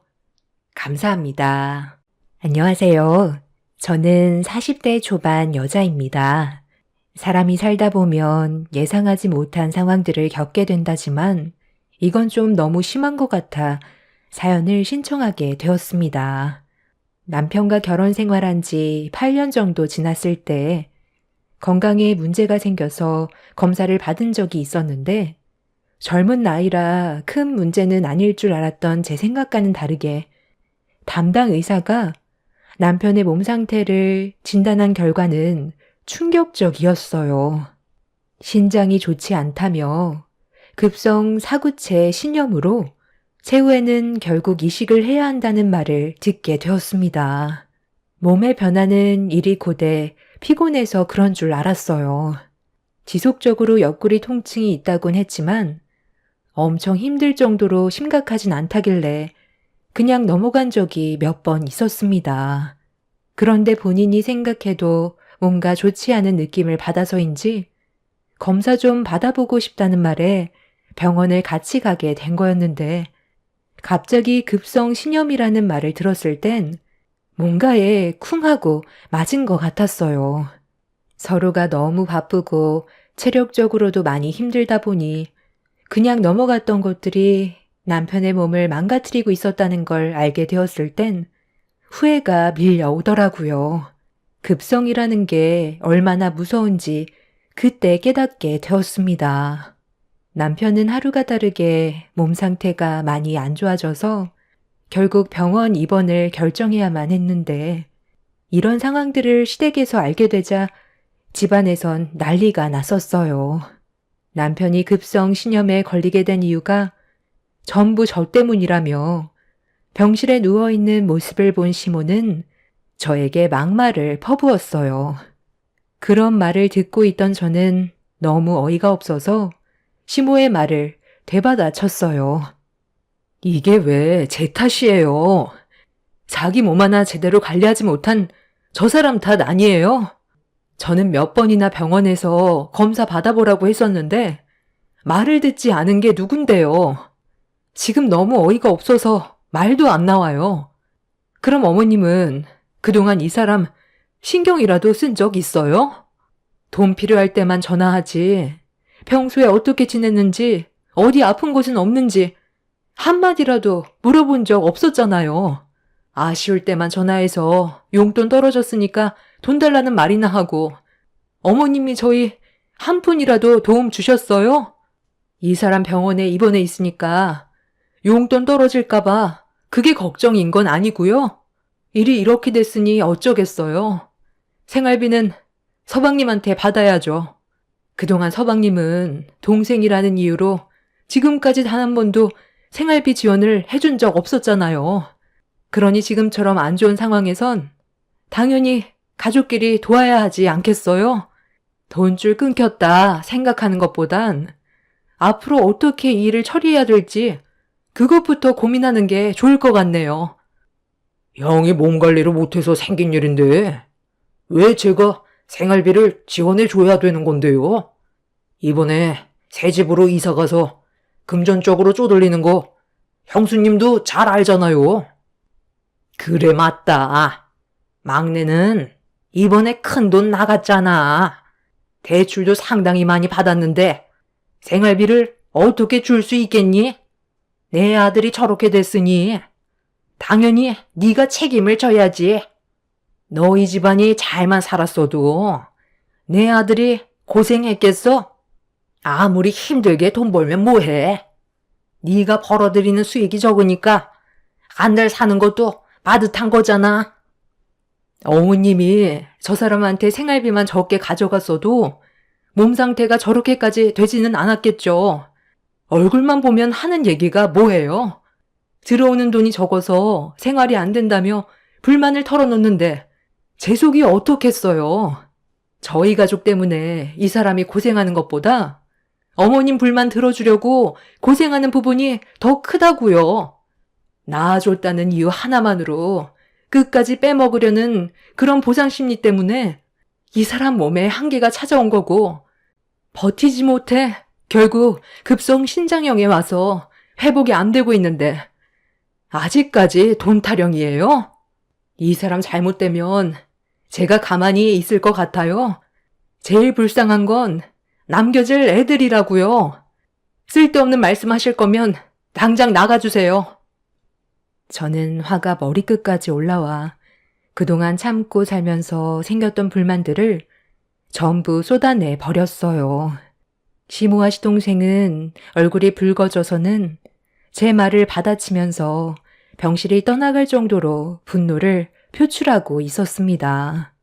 시부는 그만하라고 중재를 했지만 이미 서로가 상처되는 말을 주고받아서 그런지 시부의 말은 귀에 들어오지 않았어요. 이런 와중에 옆에서 가만히 듣고 있던 동서가 자기도 할 말이 있다면서 제 앞으로 다가왔습니다. 평소 조용했던 동서였기에 갑자기 제 앞으로 다가온 동서의 행동에 당황스러워 빤히 쳐다보고 있는데 저를 보며 뱉은 한마디는 너무 큰 충격을 가져다 주었어요. 제가 아까부터 형님이 하는 말을 왜 듣고만 있었는지 알아요? 본인만 생각하는 너무 이기적인 모습을 보게 돼서 실망스러워 말조차 섞고 싶지 않았어요. 저희 집안 사정 누구보다 형님이 더 잘 알고 있지 않나요? 이번에 새로 이사 간 곳 대출만 80%까지 끌어올려 받았어요. 이 사람과 제가 발버둥 치면서 벌어모은 돈 고작 20%밖에 안 됐었다고요. 이건 형님도 잘 알고 있잖아요. 그런데 어머님한테 생활비를 줘야 된다는 말이 지금 나와요? 정말 그걸 바라는 거예요? 우리 부부가 이래서 벌어들이는 돈 합친 것보다 형님 혼자 벌어들이는 돈이 훨씬 많으면서 아주버님 입원했다고 저희한테 어머님 생활비를 지원하라고요? 제가 항상 형님 보면서 느끼는 게 뭔 줄 알아요? 돈을 너무 밝힌다는 거예요.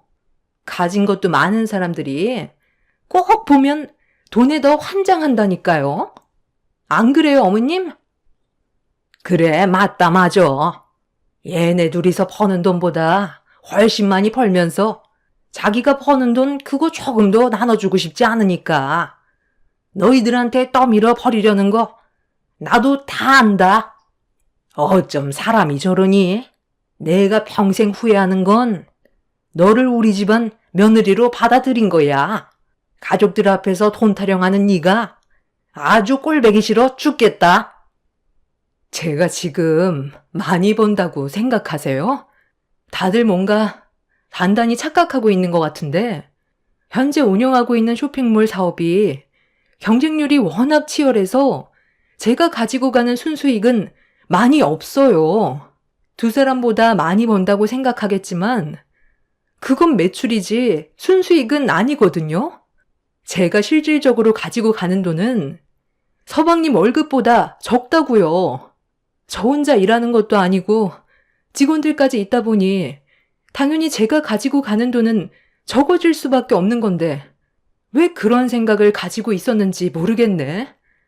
그래서 지금까지 얼굴만 마주보면 아무 말도 하지 않고 인상 쓰고 있었던 이유가 돈을 많이 벌고 있는 것 같은데 대출 받을 때나 금전적으로 도와달라고 요청했을 때 거절해서 그게 동서 마음을 불편하게 했었나 봐. 그렇다고 전반적인 생활에 대해 내가 전부 다 설명할 수는 없잖아. 아, 그만 떠들고 이제 그만 안정해야 되니까 이제 그만 나가요. 쇼핑몰 사업을 운영하고는 있지만 요즘 너무 경쟁률이 치열하다 보니 벌어들이는 수익이 그리 많지는 않았어요. 동네 시내거리에 판매하는 의류 매장보다 더 매출이 안 나와서 걱정이 정말 많았었지만 그래도 입에 풀칠할 정도까지는 되니까 버티면서 하고 있던 사업이었는데 동서내외는 제가 버는 매출이 진짜 금액인 줄 알고 있었던 것 같아 보였습니다. 사업을 해본 적이 없으니 당연히 매출과 순수익에 대해 착각할 수 있기 때문에 대화해봤자 제 입만 아파서 개념 없는 동서내외를 밖으로 내쫓아 버렸습니다. 뒤이어 시부를 밖으로 내보낸 뒤 시무와 얼굴을 마주했는데 자기 몸에 털끝 하나 건들지 말라면서 밖으로 나갔습니다. 이 모든 상황들을 지켜본 남편은 시댁 식구들이 전부 집으로 돌아간 뒤에야 괴로움의 눈물을 쏟아내고 있었어요. 사태가 얼마나 심각한지 가족들은 전혀 인지하지 못하고 있었습니다. 하루가 다르게 변해가고 있는 남편은 이미 본인의 몸 상태가 회복되기 힘들다는 걸 받아들이고 있었는지 마지막 순간을 준비하려 했어요. 의사는 저를 따로 불러 신장 이식이 이루어지지 않는다면 앞으로 회복하기에는 힘들 것 같다고 가족들과 진지하게 상의해보는 게 좋을 것 같다며 신장 이식에 대해 저를 보며 조심스럽게 대화를 이끌어 나갔습니다. 저와 시댁 식구들이 한바탕 하고 난 이후 병원엔 단 한 번도 찾아오지 않았던 시댁 식구들의 얼굴을 보려고 시댁에 들렸어요. 현관문 앞에서 들려오는 웃고 떠드는 목소리를 밖에서 들었는데 정말 기분이 안 좋더라고요. 저희 남편 얘기를 떠나서 시모의 자식이고 시동생의 형인데도 현관문 밖에까지 들리는 웃음소리에 너무 큰 실망을 하게 되었습니다. 마음 같아선 그냥 돌아가고 싶었지만 앞으로 남편의 건강 문제에 대해 대화를 주고받으려 현관문을 두드렸어요. 제 목소리가 들리자 좀 전까지만 해도 웃고 떠들던 목소리는 언제 그랬냐는 듯 조용해졌고 계속해서 문을 두드리고 초인종까지 눌렀는데 밖으로 나온 사람은 아무도 없었습니다. 집 안에 있는 거 뻔히 알고 있는데 나오지 않으려 하길래 그냥 밖에서 한마디 했어요. 남편이 신장이식을 받지 못한다면 남아있는 시간은 길지 않을 거라고 서둘러 움직여야 한다는 말에 현관문이 철컥 열리면서 시모가 고개를 내밀었습니다. 그리곤 들어와서 얘기하자며 집 안으로 저를 들여보내줬고 시댁으로 들어가자 동서내외와 시부모님이 상당히 비싸 보이는 음식들을 먹으면서 즐거운 시간을 보내고 있었습니다. 남편은 병원에서 생사를 오고 가는 갈림길에 서 있는데 시댁 식구들은 걱정도 안 됐는지 상당히 많은 배달 음식들을 시켜 먹으면서 밖에까지 웃음소리가 들릴 정도로 즐거운 대화를 이어나가고 있었다는 거에 기분은 상당히 안 좋았습니다. 한창 분위기 좋았는데 연락도 없이 여기는 어쩐 일이냐?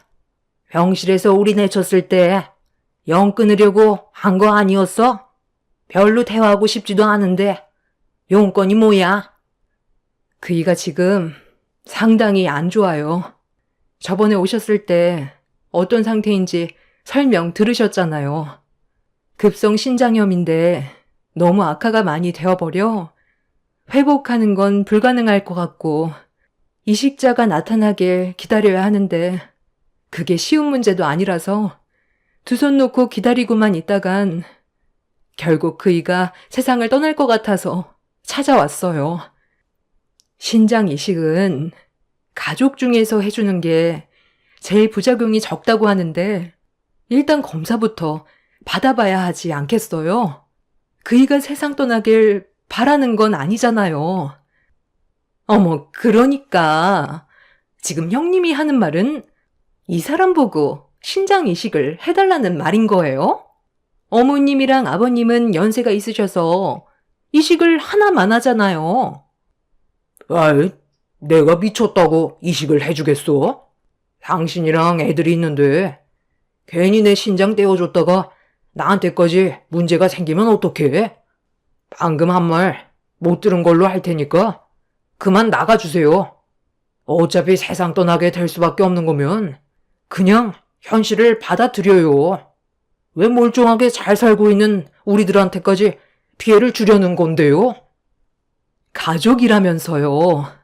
그이한테 도움받을 땐 뭐라고 했어요? 가족들끼리는 당연히 서로 도와줘야 한다고 돈 빌려갈 땐 언제고 막상 도움이 필요해서 손을 벌렸는데 조금의 고민도 하지 않고 매몰차게 뿌리쳐요? 정말 너무들 하네요. 그이가 이런 말을 들었다면 얼마나 마음 아파하겠어요? 정말 도와줄 생각 조금도 없는 거예요? 그이가 그냥 세상 떠나길 바라는 거냐고요. 어머님, 아버님도 신장 이식 가능하다고 했어요. 그러니까 진지하게 생각해 주세요. 내 신장은 이미 너무 노후돼서 하나만 하다. 차라리 그냥 너 걸 떼주는 게 어떻겠니? 가족 걸 해야 부작용이 많이 없다곤 하지만 너한테 달려있는 거 떼어줘도 그게 상관없다는 말이잖아. 그럼 그냥 네가 신장 이식 해줘라. 그게 제일 좋지 않겠어? 내 아들을 진심으로 사랑해서 결혼했으면 그 정도는 아무것도 아니잖아. 그러니까요. 본인 걸 떼어주면 되는 거지. 왜 남의 가정까지 무너뜨리려 하는지 몰라요. 어머님, 저희 먼저 돌아갈게요. 기분 잡쳐서 음식 넘어가지도 않겠어요. 이식도 마음에서 우러나야 하는 거지. 형이 나한테 뭘 얼마나 잘해줬다고 내 신체의 일부를 떼어달라고 해? 집 살 때 돈 좀 빌려달라고 하니까 쥐꼬리만큼 쥐어주고 내 인생에 실질적인 도움을 준 적은 단 한 번도 없었으면서 신장은 받고 싶대요? 있는 거 다 퍼줬어도 해줄까 말까인데 제가 미쳤어요? 이래서 주는 사람 마음 모른다고. 받는 사람 입장에선 서방님한테 줬던 그 돈이 얼마나 힘들게 벌어모은 돈인지 모르나 본데요. 그 돈 잘 시간 줄여가면서 대리운전으로 벌었던 돈들이었어요.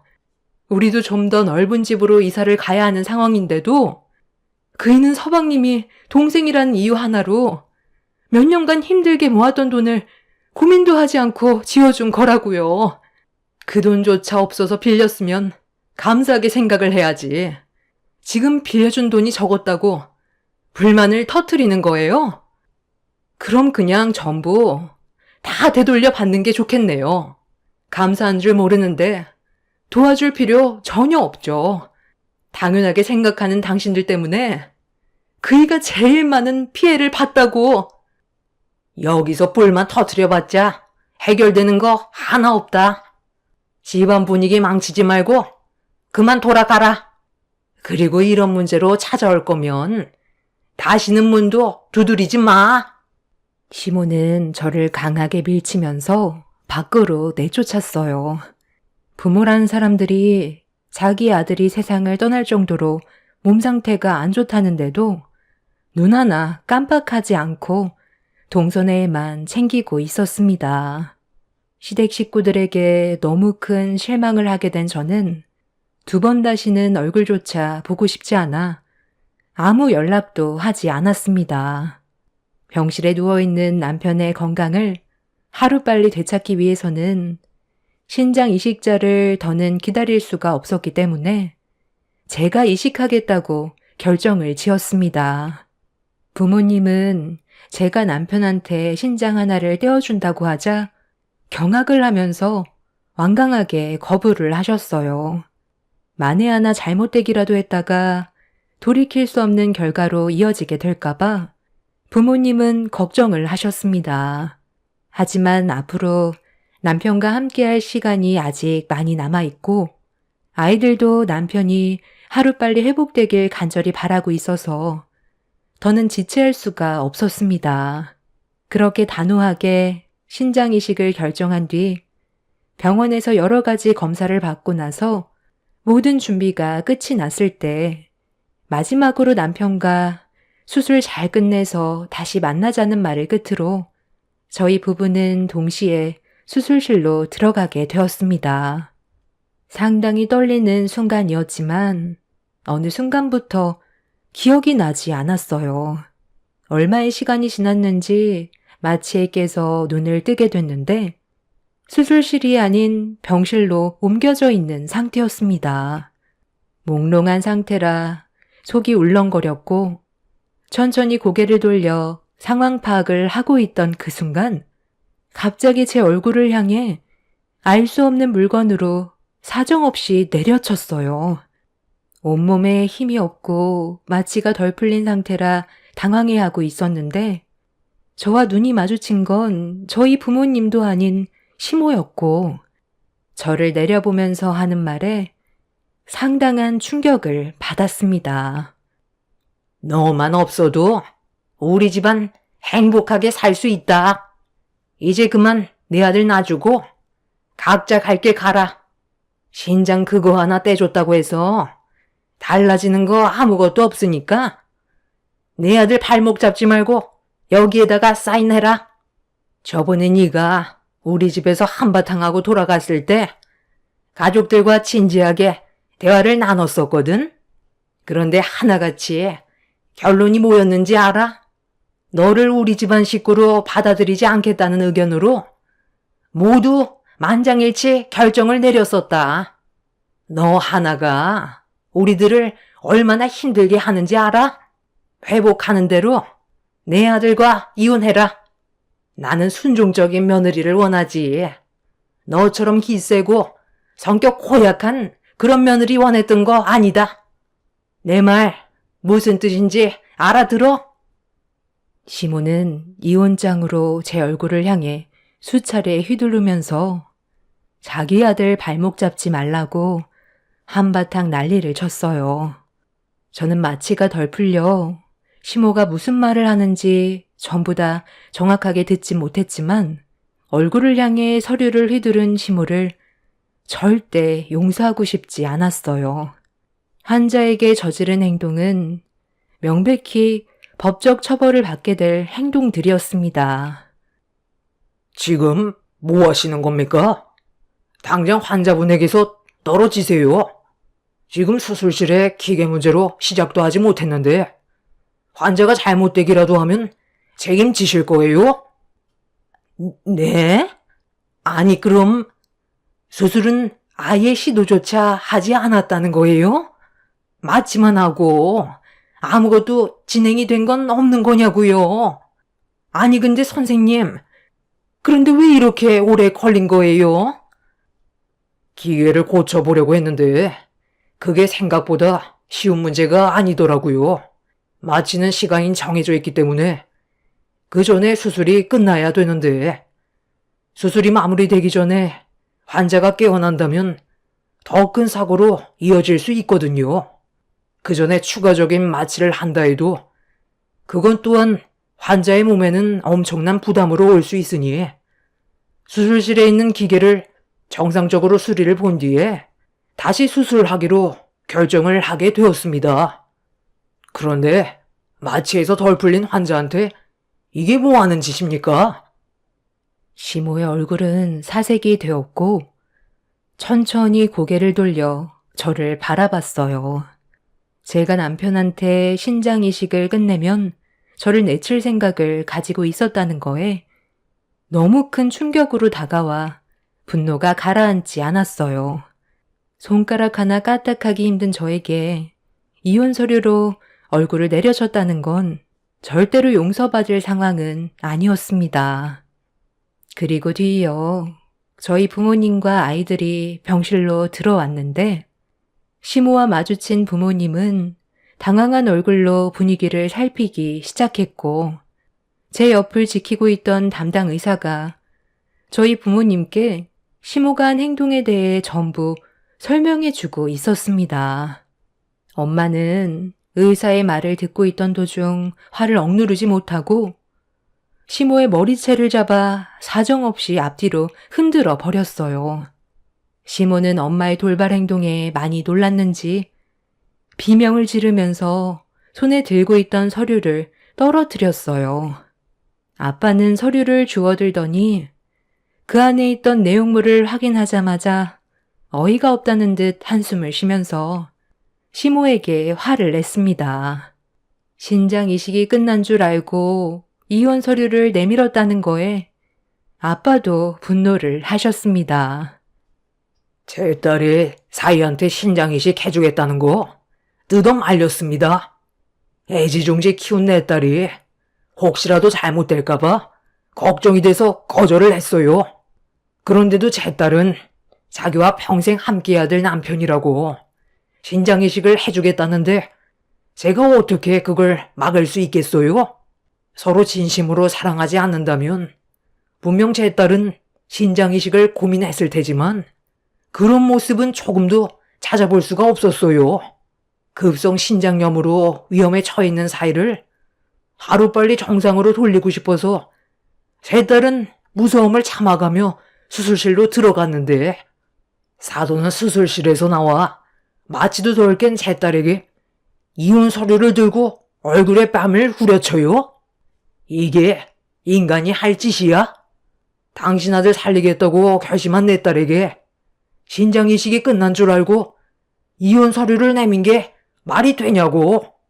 나는 오늘 사돈이 보인 행동에 대해 절대 용서해 줄 마음 없으니까 법정에서 보도록 합시다. 이제 와서 지금 뭐 하시는 겁니까? 이거 놓으세요. 이런다고 바뀌는 거 절대 없습니다.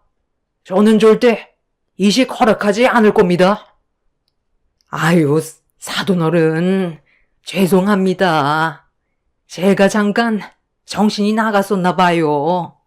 며느리가 얼마 전에 저희 집에 찾아왔었는데 그때 안 좋은 감정을 주고받아서 화가 좀 났었습니다.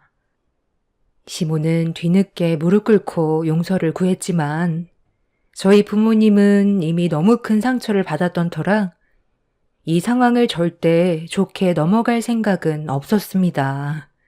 그런데 갑자기 밖에서 오열하는 목소리가 병실 안에까지 들려왔어요.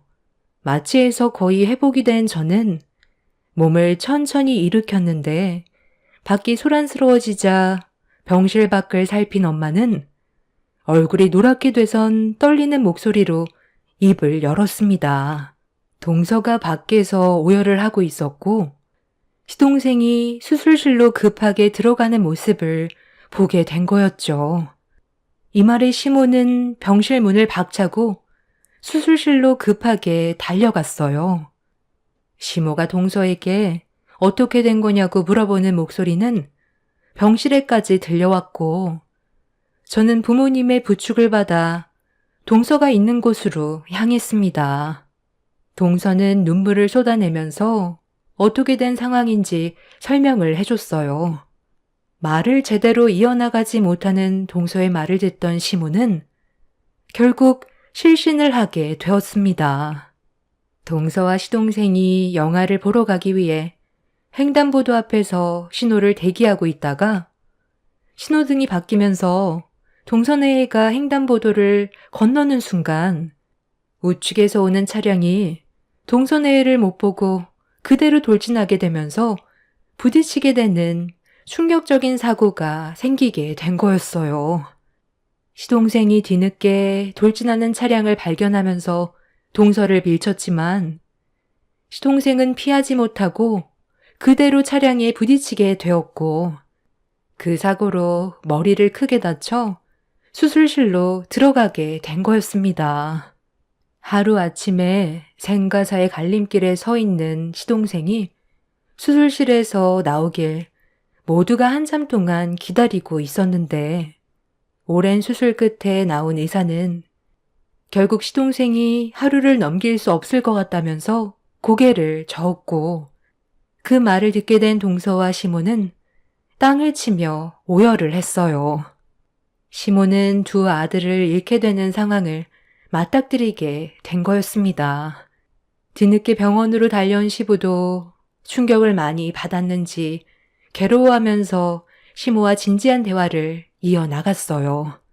시동생은 어차피 가망이 없으면 시동생의 신장을 남편한테 이식을 시켜주는 게 어떻겠냐는 말을 꺼내게 되었죠. 시모는 어떻게 그럴 수 있냐고 절대 안 된다면서 괴로워했지만 옆에서 시부의 말을 듣고 있던 의사는 하루를 넘기긴 힘들 거라며 시동생의 숨이 끊어짐과 동시에 신장 이식을 진행하는 게 남편한테도 좋을 거라고 옳은 선택을 하길 원했어요. 시부는 둘 다 세상 떠나면 좋겠냐고 소리를 질렀고 어쩔 수 없는 선택을 해야 되는 시모는 아무 말도 하지 못한 채 오열을 하고 있었습니다. 결국 시부의 말대로 시동생의 신장은 남편이 받게 되었고 이런 현실을 받아들이기 힘들었던 동서도 괴로움에 눈물을 쏟아내었습니다. 그렇게 시동생은 의사의 말대로 오래 버티지 못하고 세상을 떠나게 되었고 시동생의 신장은 남편한테 옮겨지게 되었어요. 수술은 성공적으로 끝나면서 회복 속도도 좋아 큰 부작용 없이 자리를 잡았어요.